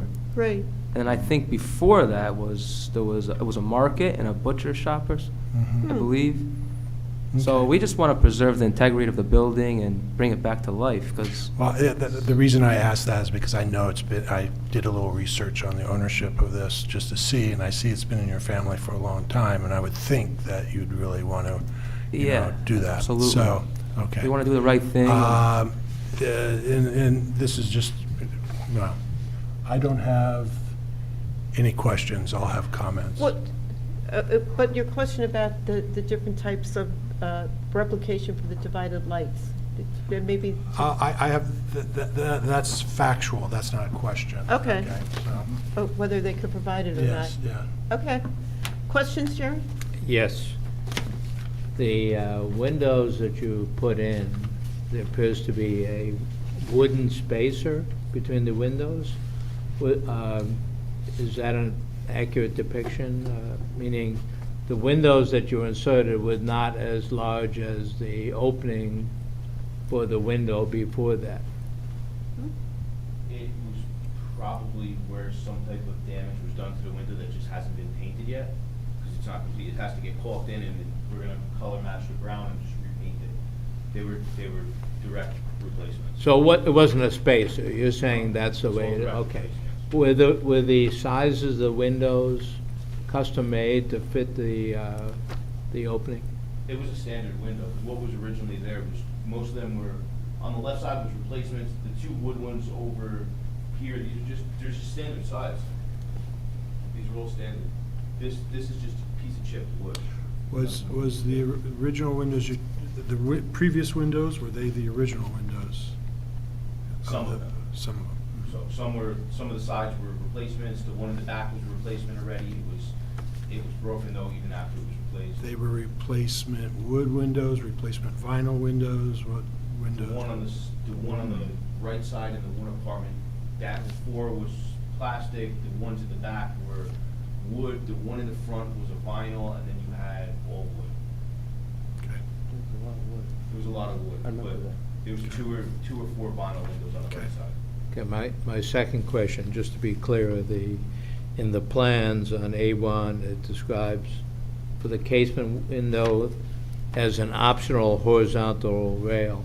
It's optional, but you're going to install it. In other words, it's not going to be left optional so that it may not be installed. Yeah, no. It will be installed, the crossbar to make it look like double. Oh, yes, absolutely, yeah. Okay. Okay, those are my, Steve, my did you? questions. Thank you. Did you get it? Steve, any questions? You answered all my questions. Okay. So, and Jason, you Yep, had a that- question. I- All right, that so answered we'll all open my it up for questions. discussion. Steve? Well, did you want to address Tom's report first? Oh, right. Guess I was like, sorry. Yeah, Tom's report, yeah. All right, Tom's report. Did you have an opportunity to see Mr. Connolly's report? No. Did I not forward that to you? Maybe. I got it on Monday or Tuesday. No, I didn't see that, no. Well, she'll review it I now. have This it. is I our have it up historic consultant's report on what you're All right, proposing. thanks. Well, All she's right. gonna read the comments right now. So I'll anyway, read the so. comments. Our historic consultant, who's not here tonight, he has some comments. So, number one, the new windows shall match windows shown in the historic photographs, the material and number and arrangement of lights, and shall have a dark color finish to both the sash and the muttons. The new windows shall preserve the existing original window opening without a reduction of the overall width and height of the window by the installation of new wood shims. New windows shall be custom fabricated to fit existing openings. Number three, wood or composite are the preferred materials for new windows. And number four, the proposed door type is not a common type found in the Tudor architectural style. So you testified, though, that the door will not be visible from the ground floor. It's on the second floor, correct? So if you go across the street where he's talking, and you're staring at the building, you can see the door, because it's a walkout to a roof. But that's the back of it. That's Yes, the back. You mean from the parking lot? Right. Yeah, okay. Yeah. Yeah. All right, so those are you didn't get a copy of this? No, I didn't see that. Well, here, why don't we, Thank you. sure. I can forward you the email as well. Yes, Yeah. yeah, go ahead. Okay. Okay, so now, with that in mind, Steve, do you have any discussion points? Well, I think that we should try to keep, we discourage vinyl windows, and since you're replacing most of all these windows in the front, I think they should be wooden. They should be the same divisions as originally was there, which I believe we're talking about at 6/1. I've never seen that done in a casement window, but I'm sure they can do it. Oh, yeah, it's essentially, it's a larger simulated divided light. They add the Mm-hmm. and then they put a spacer bar between the insulated glass. Right. So you get it's a larger mutton. Right. In a simulated divided light. Okay, and then that's gonna be between the, Well, that's what we're Yeah, it's gonna look as much like, say, you go down that road, it looks just as much like a double hung. right. It doesn't have the shadow overhang of the double hung. Right. You're not gonna get closer to that. Okay. And what about Tom's comment about the door? The door, I think it's fine, because I think the door is not really visible. Okay. Jason? Yeah, I agree with Steve about the door and about Tom's comments. And I have the same, I agree as well. Yeah. The reason I asked you about your history with the building, because I would suggest, if you really care about the the historical value of this building and its history and how true it is to itself, you would never put in vinyl windows, okay? And if you had come to us, I realize you didn't know, I appreciate that, but if you had come to us before, we would have given you direction to either do a wood window, or you can do composite windows, you know, you can do a fiber. Marvin has a line called Elevate, fiberglass on the outside, wood on the interior, and there's ones that are all fiberglass, but they can be painted. Fiberglass can be painted. So, and to do a simulated divided light 6/1, and you can do the same thing with the casement and get the same image. So that's what I think. Jerry? My comment, and it probably reflects the consultant's comment, is the vertical inserts on the windows on the left look to me like shims. They look to me like spacers that were put in there, and that's why I thought maybe his comment. Why would he normally? And you can do these as normally you wouldn't replacement mention windows too, a without the shim spacers. Yeah. unless he suspected that the windows are Yeah. smaller Yeah. than the dimensions. I So didn't- I I'm didn't- I didn't uncomfortable see with I that. didn't see that. And I think, given the historic character, using vinyl really detracts from it. That's my And sense. just to be clear, all of these windows, you're going to replace all of them? 4 of the 12 he needs, as they are now, as they stand now.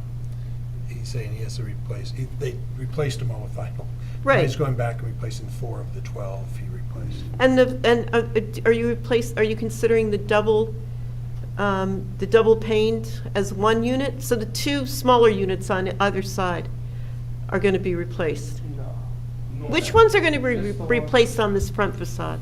So currently, we're asking permission, I don't know if this got lost in translation. So right now, we're asking for permission to replace the windows that we already replaced. But can you point out which ones you're replacing? These 2 need to be brought to casements, and the 2 adjacent on the back of the building over here need to be brought to casements. Well, hold it. Where did you, It's because they're they're bedrooms. So you're But only did talking you- about 4 windows. so were the previous window replacements approved? No. No, We no. knew that we needed to get Okay. approval to, the Okay, inspector so came and said that's- that he talked to the historical society, I said, I had no idea. Yeah. So. But this has been like this for a while. It's been like It- that for like a it's- year and a half. And yeah, these if not windows- longer, right. So when we picked out these vinyl windows, we just looked at the buildings, this building, this building, this building, they all have the vinyl windows just like this. I just upgraded to a Pella 400, because these were made in China, the ones next to that was made, they probably went to Home Depot, so I mean, other than this guy who did really, really nice windows, but he changed the entire architecture of the building, all of the buildings over there all have vinyl replacement windows on that block. raised the roof on Yeah, this guy Well, did that's, all- yeah, that's before our time. Yeah, I didn't know, so I based I looked at the building, I looked at what's around me, and I said, okay, everybody has vinyl windows. You know, John, I should just put some vinyl windows in here. Second floor. But, you know, I didn't. Okay, is there a compromise here? Those windows across the front, those 7 windows, can you replace those with wood or composite? Or composite windows, the front facade? And is there any way to use those windows in the back? No, the ones in the back are already replaced. Yeah, all of the windows have So, I been mean, replaced. if you're worried about the true divided light, what I can do is I can order new No, sashes. If you want, I can order all new sashes on the top, and I can get you the 6 bars across the top on the front very easily. We can replace them sashes. If you want me to replace them windows, then I have to order all new windows. You can't turn a vinyl into a wood.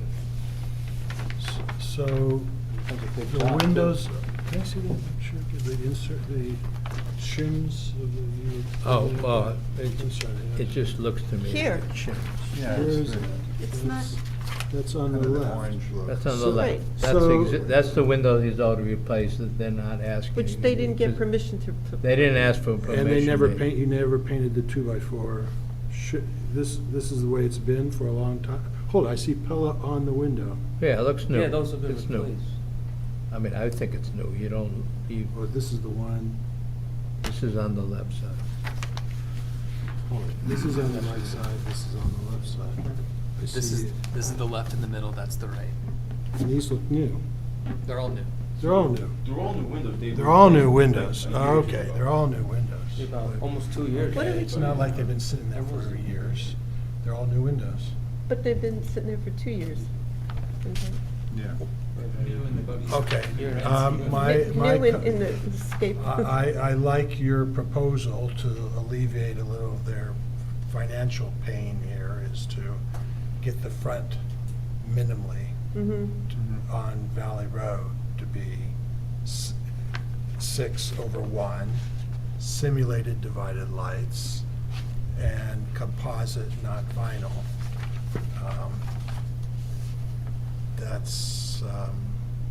That would be my suggestion. I would agree with you as opposed to saying, you never came before us at all, you got to blow out them all out, you know? Mhm.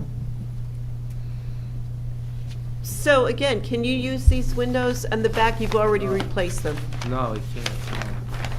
It's a good I precedent. respect your decision. We but can't, yeah. I don't know about that. Wait, so the ones that aren't visible, those have already been replaced too? The ones on Yeah. the side? So, Now you got backups for 'em. What? Now you got Yeah, backups for 'em. so When it gets broken out, you've got a sash.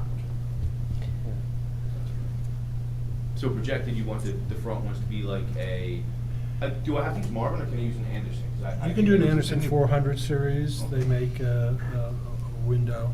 I think it's, So can I use as long as it can be, Anderson 200? as long as it can be painted, Can I get an Anderson 200? well, I'm not familiar with the Anderson 200. If it can be painted, and it's a simulated divided light, So it's 6 pre-painted over. from the factory, 'cause it's composite.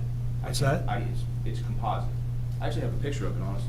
Okay. Well, I don't know. Let's see if I can look it up on my, I'm doing these. on not my- necessarily less expensive, by the way, but. you Yeah, can go just for because it. it's gonna be 5 windows. So this is your Anderson 100 window, and then if you scroll to the right, you'll see the composite, what it's made of. It's wood on the inside, composite on the outside. That's fine. And To this me, is that would the- be fine. This is the makeup of it. As long as So you you can can see what paint it it.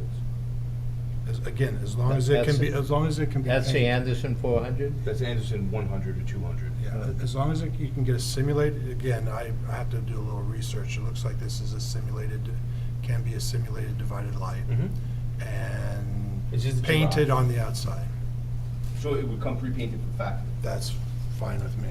I mean, You know, 'cause that we would be paint it fine on with it. me. I don't know about the It's rest. really hard to get up paintable. on that to paint. I mean, It's hard to what? So. it would be hard to get up there to paint, you know? Okay. So I'm trying to keep it low maintenance. That's great. So what I would suggest, though, too, is whoever put those we'll call them shims, there's some sort of makeup because someone bought an off-the-shelf vinyl window Right. to stick it in there, that you size for the Anderson 200 to get a replacement window that goes in there and get rid of To the- avoid that. Okay. No problem. Okay? Okay. To avoid the shim, what appears to be. It looks like shim. two- it looks like That's 2 why I by said- 4s That's what I inside. said to you, it looked to me like shim. Is it a 2x4 or a 2x6? Only bigger. Probably Yeah. 2x4. But, so get the windows 2 inches bigger. We'll get All them right. so they don't. Okay. Yeah. Okay, thank you, you saw So, that too. so what we're now saying is that these windows have to be replaced. Mhm. The back windows, can you put that back up, the slide back up, please? I guess 2 of those windows of the Anderson 200 series you're proposing would actually be casement that were divided in a Yeah. similar fashion. Okay. And then the back, I would just have to replace these 2 windows because these need to be casement. That's Yeah, okay. that's You fine. could, we don't, That- do what you want. Yeah, the They're back really is, not visible. And the door, No, The just- doors Just as go forth proposed with is fine. what you were right, doing. and the door is We what, care about what it looks like on the street. All right, gotcha. Take that as, and how it affects the streetscape. and the doors you proposed that, we're fine with that. You don't have Yeah. to Okay, worry yeah, about that. that's Okay, but the front windows are really need to be addressed and replaced. Yeah, So we- while we're back there fixing all the windows and everything, if I decide to power wash and paint, how would I go about coming in front of you for that? power Or wash. could we just do that? Like, can we paint the back of that too, because it's a little deteriorated? Well, that's already painted, correct? Yes. It's It's you- already painted. painted. You can do that without approval. can paint Because it. it's already painted. Just not the front, Right. right? Okay, cool, so we could touch up paint and stuff back there, that's- That's Yes, fine. and when you, and you're proposing cleaning it as well? yeah, I Oh, want to yeah. power wash it. Yeah. Okay, so, Generally, just give you some suggestions, if you're going, you say you're gonna power wash, are you gonna take the existing paint off, or are you Mm. going to No, just just take cover. some of it? I mean, I'm hoping that's not gonna take too much of the paint off, it's probably, you know, Okay, generally, it's not great to paint brick, because all you Mm. do, and that's the reason it's having problems, is it traps moisture behind the Mm. paint. They make paintable, Brick. paint that breathes. So if you're gonna do it, you can do what you want here, but I would suggest, try to find something that's brick-friendly, Have you tried and Loxone? it'll last a lot longer, Yeah. so. we tried Loxone. No. It's really good. Okay, Loxone, okay, I don't know the product, but, really yeah. good product. We'll have to We'll look at the use that. specs. Really Okay, good I just, so, Yeah. just for the long life of your build, you know, so you don't have to come back 10 years from now. Or when you pass it along to your children. That's the key. And just so you're aware, we do have, like you heard, we just passed new residential design guidelines. There's an existing design guidelines for commercial buildings that basically, you know. For got- colors. Should cover all yeah, that. Well, I it covers quoted- everything right. that we discussed. right, it's on, and it's online, it's called the Historic Design Guidelines, and you can find them online, on the township website. That's, yeah, And- FYI, if you do other exterior changes, you'll want to Yeah, does that? go by can I those. take a picture of that? or- I can send you a link send too. me a link. But yeah, Link. it's better, yeah. Yeah. So, Tommy, can you then, are there any other questions then for, I mean, while we're here, I do have another question too. Sure. So, and we actually have the perfect picture here. you have what? John, don't hate me because I know this is the future, but I just figured why we're here. So the parking here is kind of a mess. So if I was to pull out like these plants over here, right, and kind of just repave the back there, what kind of permission do I need for that stuff too? Because it's currently paved, but it has this flower bed. So can I do stuff like that, or? It's Well, not through us. Yeah, it's not, That's it's a not planning within our board. purview, but you, Okay, but it's not. yeah, it it's wouldn't- not us. historic, it's not a Not historic historic. issue. Only the front is. Yeah. Yeah. And What about a tree randomly in the middle of the back of this parking lot? If I wanted to rip that tree out, is that historical? It's a little tree. Give a Yeah. picture. It's a little bit bigger than me. You're It's talking like about this a big, tree. It's in a really bad spot. Is Yeah, it it 100 was- years old? Yeah. No, I'm joking. It's like this. Yeah, it's just, Do you have a picture of it? No. but it took my truck. Oh, wait, back. actually, there's it's right here. Oh, yeah, that's like the Mhm. branch. There's a that on tree your removal property? permit that you have to get. That's not through, it's through community services. Yeah, I can send that to you too. There's an arborist, township arborist that issues those. But I'll Tommy, s- if they're changing any configuration of the parking and the striping, Mm. that would go through, that would have There's to a, be s- minor there's a site plan. plan review Yeah. process for that. So if you're gonna change how the parking lot is laid out, you'll need to talk to us before you do any of that. Yeah, Because are you that's a pretty hoping- involved Yeah, to process. add another parking spot back there? So we're hoping to regulate the parking, because whoever's parking back there now is just Mhm. parking everywhere. Mhm. So there's like, it's madness. So, you know, we've had more discussions about parking with tenants than Oh. actually working there. So you- Right. So we're Parking just, is we were safe. trying to figure out how to squeeze an extra like 3 feet on the rocks and just get rid of the trees so the great girl stops parking behind everybody. And that's what we're doing. So, it sounds stupid, but it's been like. No, it sounds like an improvement, It's it always sounds an like, issue. you just need to go through a And just to process make and show everything easier for why it makes it everybody. easier, yeah. Yeah, before you change anything in the parking lot, just talk to us Right. first Okay. to make sure that there's no approvals that you need to get first. If you change the layout, then you need approvals. And I'll bring like a little sketch and pictures so you can see. Mhm, So mhm. you know exactly. But you may need to file a new application, Okay. a different application, but yeah. So then, these gentlemen don't have to come back to minor review, design review with the type of window, or they're just, I You would can like- condition I would that. like them to submit cut sheets. Right. Yeah. And a elevation, a revised elevation of what they're proposing in front, okay, and show it to, I don't know, minor. the minor. No, it wouldn't go to minor. It would If go they're to- submitting. Design the plan- review Does- committee, Well, okay, that's fine. that's who usually reviews things Okay, yeah. after the fact. All right, okay, so, you. Well, but what is it for? Is it just the plans or materials too? It's Material. for the Both. layout, Okay. I want to see that elevation And layout. and also the, We have Okay. something like. So, just a quick question so I can get the right thing. So this is our elevation plan that you guys have, right? You want me to just put the bars on the top of the windows and call out the type of window? That's right, and give me the cut sheet, the A200 series. Give me the specs on the A2, the Probably gonna try to put Anderson. an A100 in there, A- and I'm gonna make sure that it has Give, show me I can go online and get this, but just give me, just it show should us be the part cut of the sheet for file, it. yeah. Yeah, Okay. it's, that can be revisions committee then. This Now, can be you one. guys need like 15 copies again and everything, or? No, No, no, no, no, no, no, no. no, no, no, no. Just email? Okay. Yeah. Yeah, you send it to me, I'll send it to him. And are you going to be moving forward with this quickly as opposed to, We'd like to. Yeah. okay. We'd like to. I mean, like, the windows are 12 to 16 weeks out right now. Okay. I mean, I know the 2x4s might not look. Used to great be on that. 26 weeks, it's gotten better, so 12 to 16 sounds terrible, but it's better than what It's a it was. production It's been pretty line. rough. Yeah, it's Believe pretty me- rough, I know. Yeah, I the get it. building will look so much better than what it does now. Hoping. Yeah. Yes, It's all sealed up right now, so that's good. right, right. It's onto better things. Okay. All right. Well, if you need any other help, let us know. But Yeah, it's a thank good you. thing to try to keep as much greenery, if you can, in the back.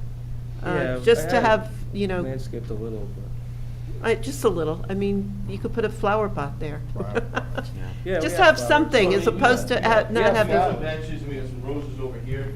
Right. And I mean. And I it's just had all that, Yeah, you that just had had it all trimmed and trimmed up. stuff. Looks Yeah, Oh, it looks good. nice, but it's just. Okay. If that wasn't there, then Great Girl would not work. Okay, all right, we'll just try to maintain that. We need the resolution. Open up another spot. Okay. Well, let's read Tommy? Tommy, Do you have the what he conditions? Still thinks work he's with got. that. He's Let working- him work on the he's working conditions. busy- He's busy working on it. So we have the certificate of appropriateness now, which is what we vote on. This is when you come before the HPC, which is the verbiage, Tommy's working on it right now, so. And any other questions, again, please consult this, that's online.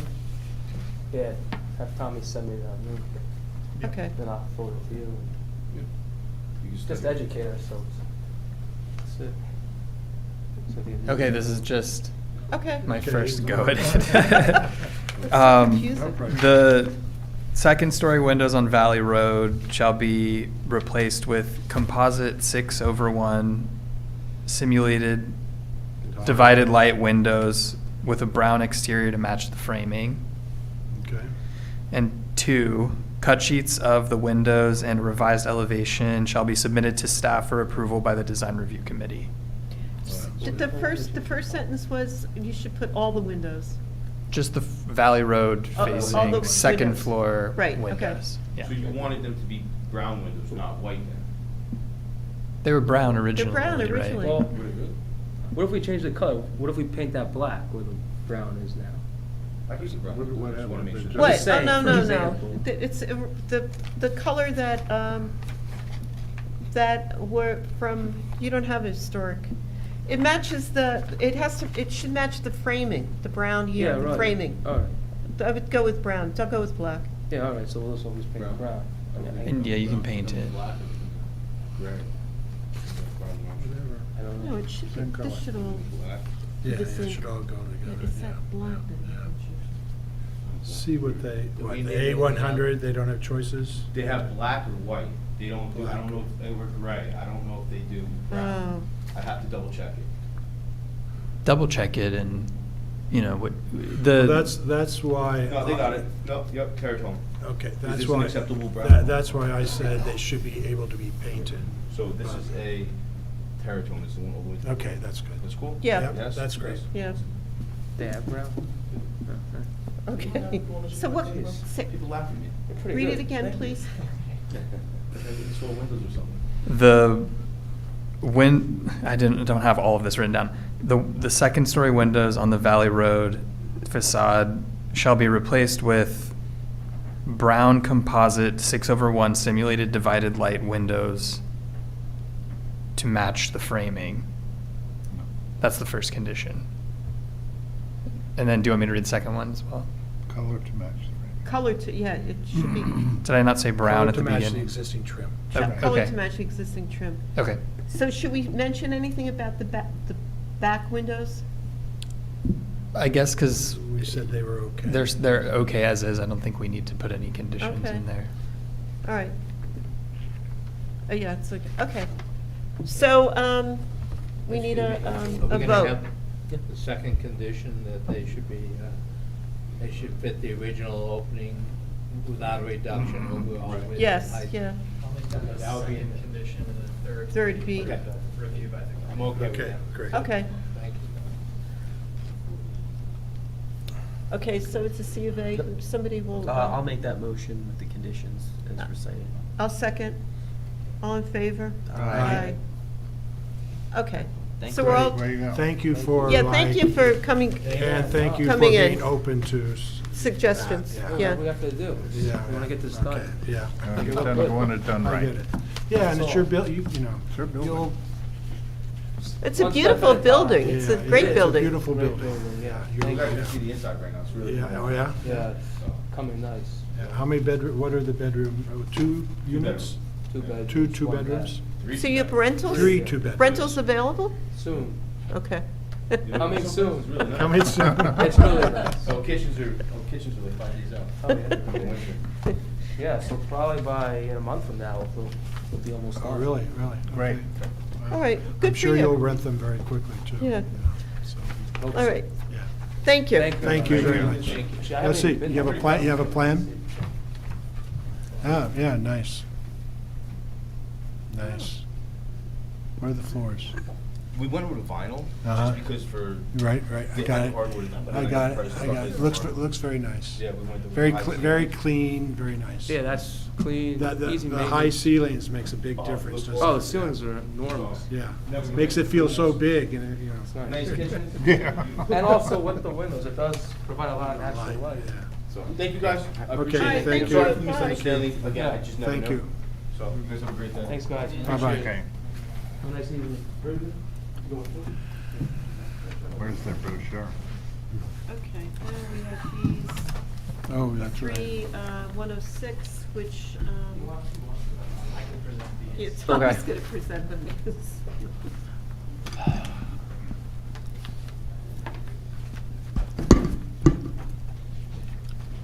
Okay, I'll try to make these quick. So we have 3 Section 106 reviews. 3? Yeah, we got a Yeah, third one. Oh. Recently, which is actually a revision to one that you guys saw Yeah, I saw the previously. 2, I didn't see the third one. The third one was added yesterday or today. We just Today. got it, and the 30-day review period will run Okay. out if we wait until next month, so I threw it on the agenda. Let's see. Cell installations. What if we just gave them one big tower? Yeah. Stick everything in this tower. Just put it right there. All right, so That's the reason why Chappaqua I guess doesn't I'll have pull up my service. memo. They don't have-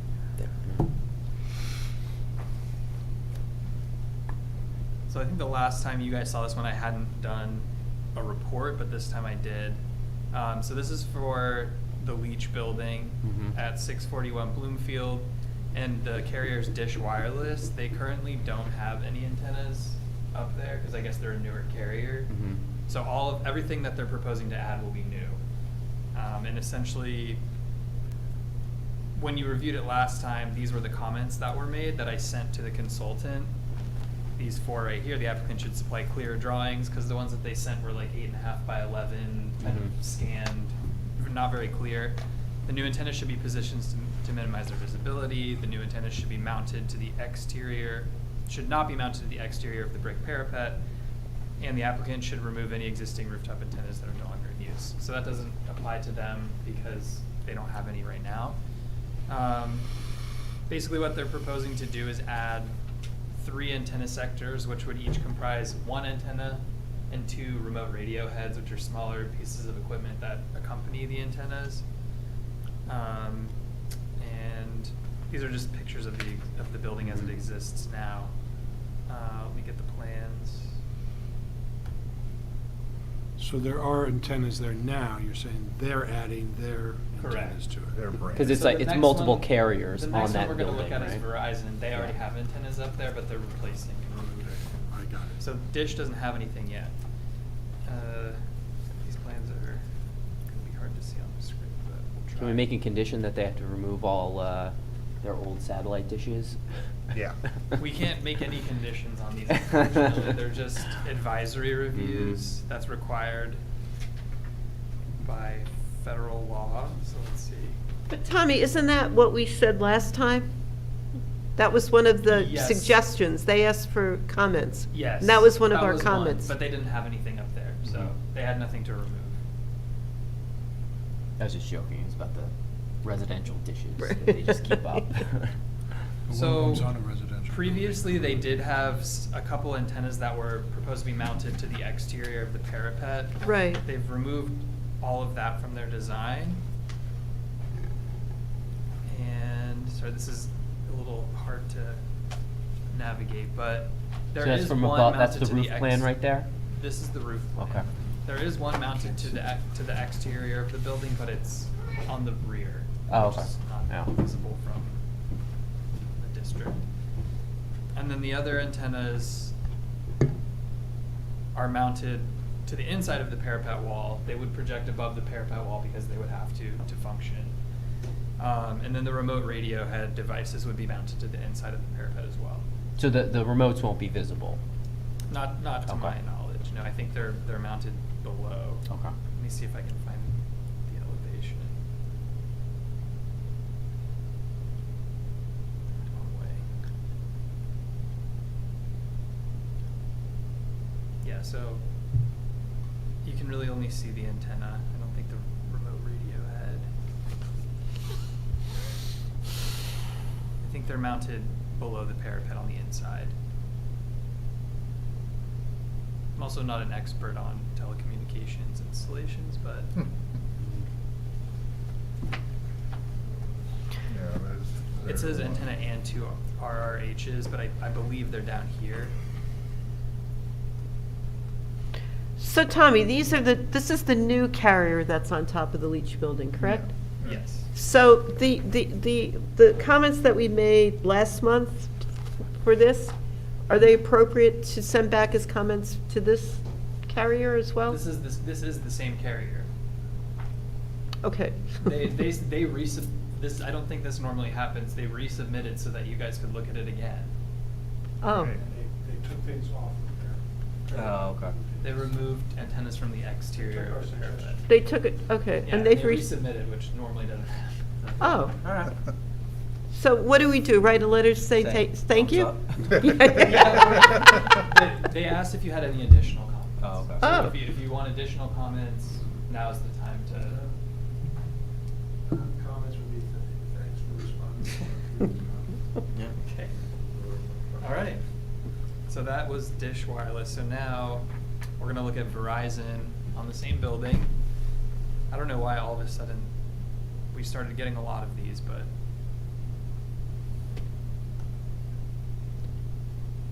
So I'm just gonna pull up the plans. I have my memo here. I'll just go over it. Does anyone ever measure like the magnetic Yeah. field around these things and I've been having issue with my data recently. with your what? With my data on my phone. Oh, Yeah. But I use Verizon, so. Okay, so for Verizon, what they're proposing to do, they already have antennas up there. They have 3 sectors, alpha, beta, and gamma. In each of those sectors, 2 antennas will stay, 1 will be removed, and 2 will be added. So there's gonna be a net increase of 3 antennas overall on the building.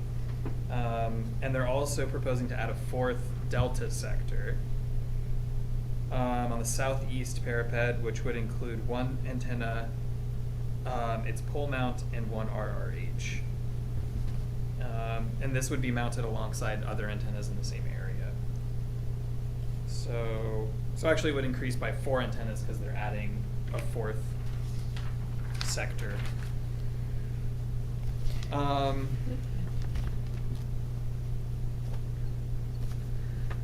So I included in the memo the height of the antennas that are being, or the dimensions of the antennas being removed, and then the height of the antennas being added, which range in height. I think one is 16 inches and one is 72, so that's quite a range of height. So it's 5 feet higher. Yeah, which I think a lot of the existing antennas are about that size currently. No, the range of antennas, is what you're saying. Well, they range in height from 16 inches to 72 inches. The tallest one being removed is 11 feet, 61, oh no. 11 inches in height, yes. And the tallest Oh, that's that's all- proposed is 72. Oh, these are all inches? Oh, only thought 11 versus 16, okay, then inches. Right. So the one of the new antennas will be larger, quite a bit larger. 72 inches, right? Yes. Yeah, it's a 72. Larger than what they have now, but I don't think Okay, larger it is necessarily 5 than the feet. other No, antennas that that's are up 6 there. feet. I mean, 5 feet added, higher than the other. Oh, The other one was 12 inches high, it's 72. Right. What's the street, what's the, Bloomfield is here. So where are they adding things? They're adding things Here, back here, here, side there. and here, So we got something in front. I believe. is this carrier proposing anything to, hanging off the parapet? So it's all inside. Yeah, they're mounted to the inside of the parapet, but they kind of sit on top of the parapet. If that makes sense. Like the Okay. mounting equipment is on the inside Yeah, of the like that. parapet, and they sit on top. Right. Like that.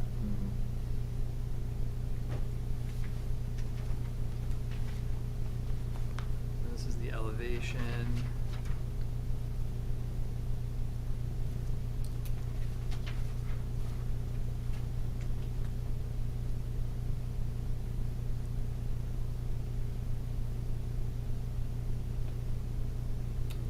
So- All of these are sitting higher. These, I believe, are on the penthouse in the rear of the building, and I think the penthouse is actually a telecom equipment room. Let's see. I don't think they provided a side elevation.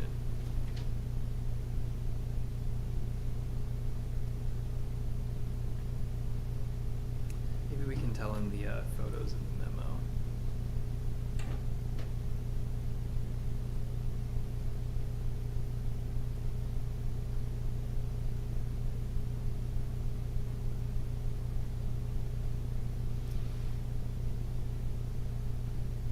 So that's towards the There we go. rear, right, okay, right there, the rear of the building, which is probably gonna be visible from that street behind. Based on So this is the- Yeah. Yeah. They're adding more on that penthouse than what's there now. Right, so right now there's 3, there will be 4. What can we So say? they're replacing one and they're adding one. No, at this point, they just need to put more, so it's just an extension of the facade, the It looks cornice. like a- Make it look like a fence. Yeah. And then this front, We should this tell front them to put sector's the, Equally spaced. Equally all the way spaced around and the maybe data put some center. lattice in between. Yeah. Yeah. Right. Have them light up at night. Mm. So, okay, so Tommy, our comments are to be, are whether or not what they're proposing fit on this historic building. It's just, I don't know what we can say. I think the whole cleanup business, that they should remove, if they're replacing or Yeah. removing, they should, replace all the cabling or piping to that unit that they're, removing. Well, they should remove all non-functioning pieces, right? Yeah, they're one of the carriers, all their equipment. It doesn't really change too much, Yeah. what it looks like up there, but I guess, all we can do is ask them to sort of clean up after themselves, right? All right, so remove all non-functioning Equipment, cables. equipment, Yeah, cables, mounting material. yeah, Yeah. whatever. okay. I mean, I don't think we could say it's aesthetically pleasing. I mean, there's nothing, but I think just maybe that could be the only recommendation. Okay. All right. And we have one more. And then we have one more on Hawthorne, right? Hawthorne, yep. Hawthorne Towers. And the reason we're reviewing this, we've been asked to review this, it's not in a historic district or proposed district, but to the north, there's the eastern portion of the first residential historic district, which is listed on the National Register. To the east is the South End Potential Historic District. To the red is the Red Gables House, 99 South Fullerton, which is individually listed on the National Register. So again, this is what will be visible from potential districts that surround it. And the co-location of telecommunications facilities is exempt from permitting requirements and approval of a certificate of appropriateness. However, the HPC has been asked to provide comments. Right. So these. I mean, that's not the antennas. This is, for this one, Should make I that- went should make kind that a of requirement. all over the Should always place disguise as to take photos, so I labeled where I Like take the this photos guy from on this one. Because there's lots of different vantage points. Oh, that's a good, thank you, Tommy. That's helpful. Yeah, no problem. So, it's visible from certain locations, not visible from other locations, but essentially it's located on the penthouse or bulkhead walls on the roof of the building. So let's see. So this is from the sidewalk on Hawthorne. You can see it a bit here. It's located pretty centrally on the roof, but it is still visible.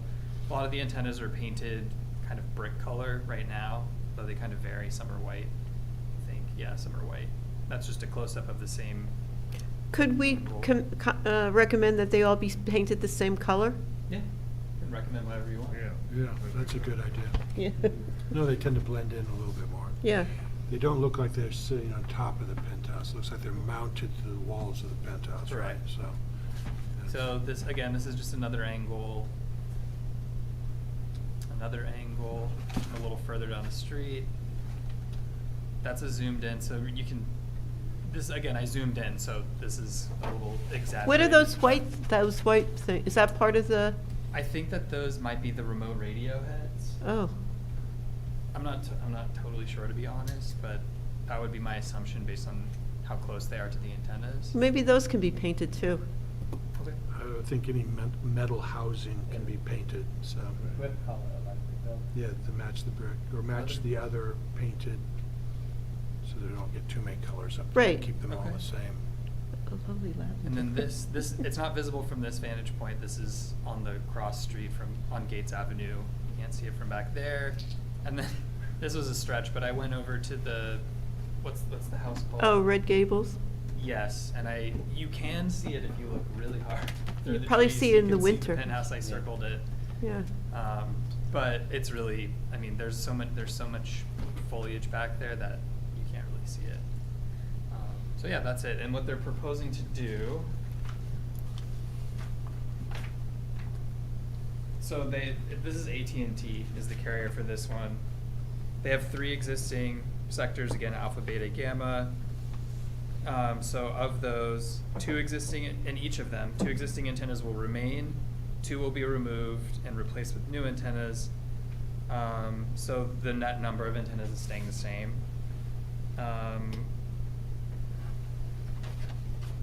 Let's see. So actually, they're technically replacing the 2 antennas to be removed with 3 antennas, but 2 of them are smaller and they're stacked on top of each other. So they're the size of like one antenna, basically.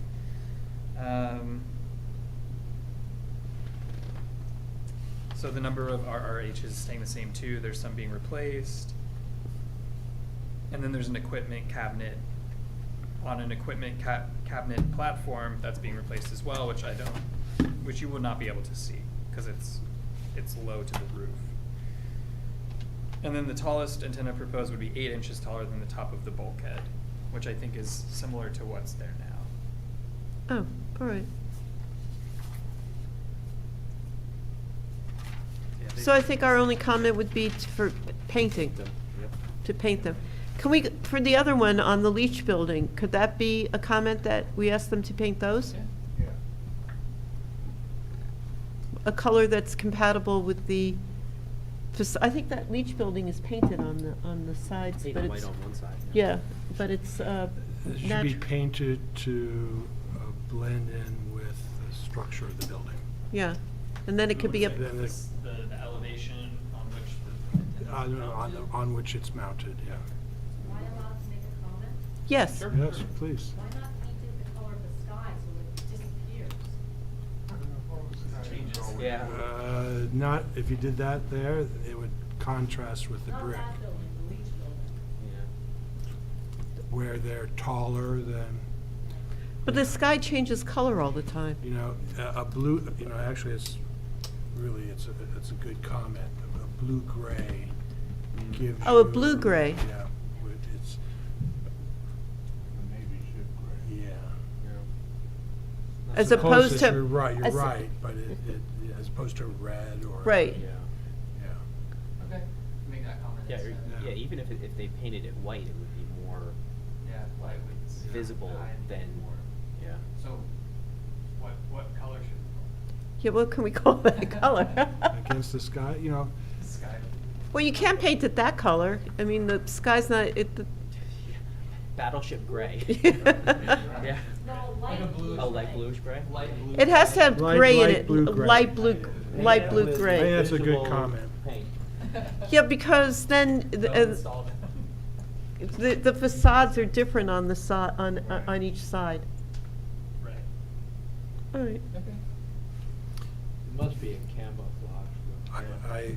I worked on the Rainbow Room many, many years ago, and the Rainbow Room itself has a lot of mirrors in the jams, but then the rest of the walls were painted a blue-gray with the idea that it tends to disappear as much as possible and be, you see more. And did it work?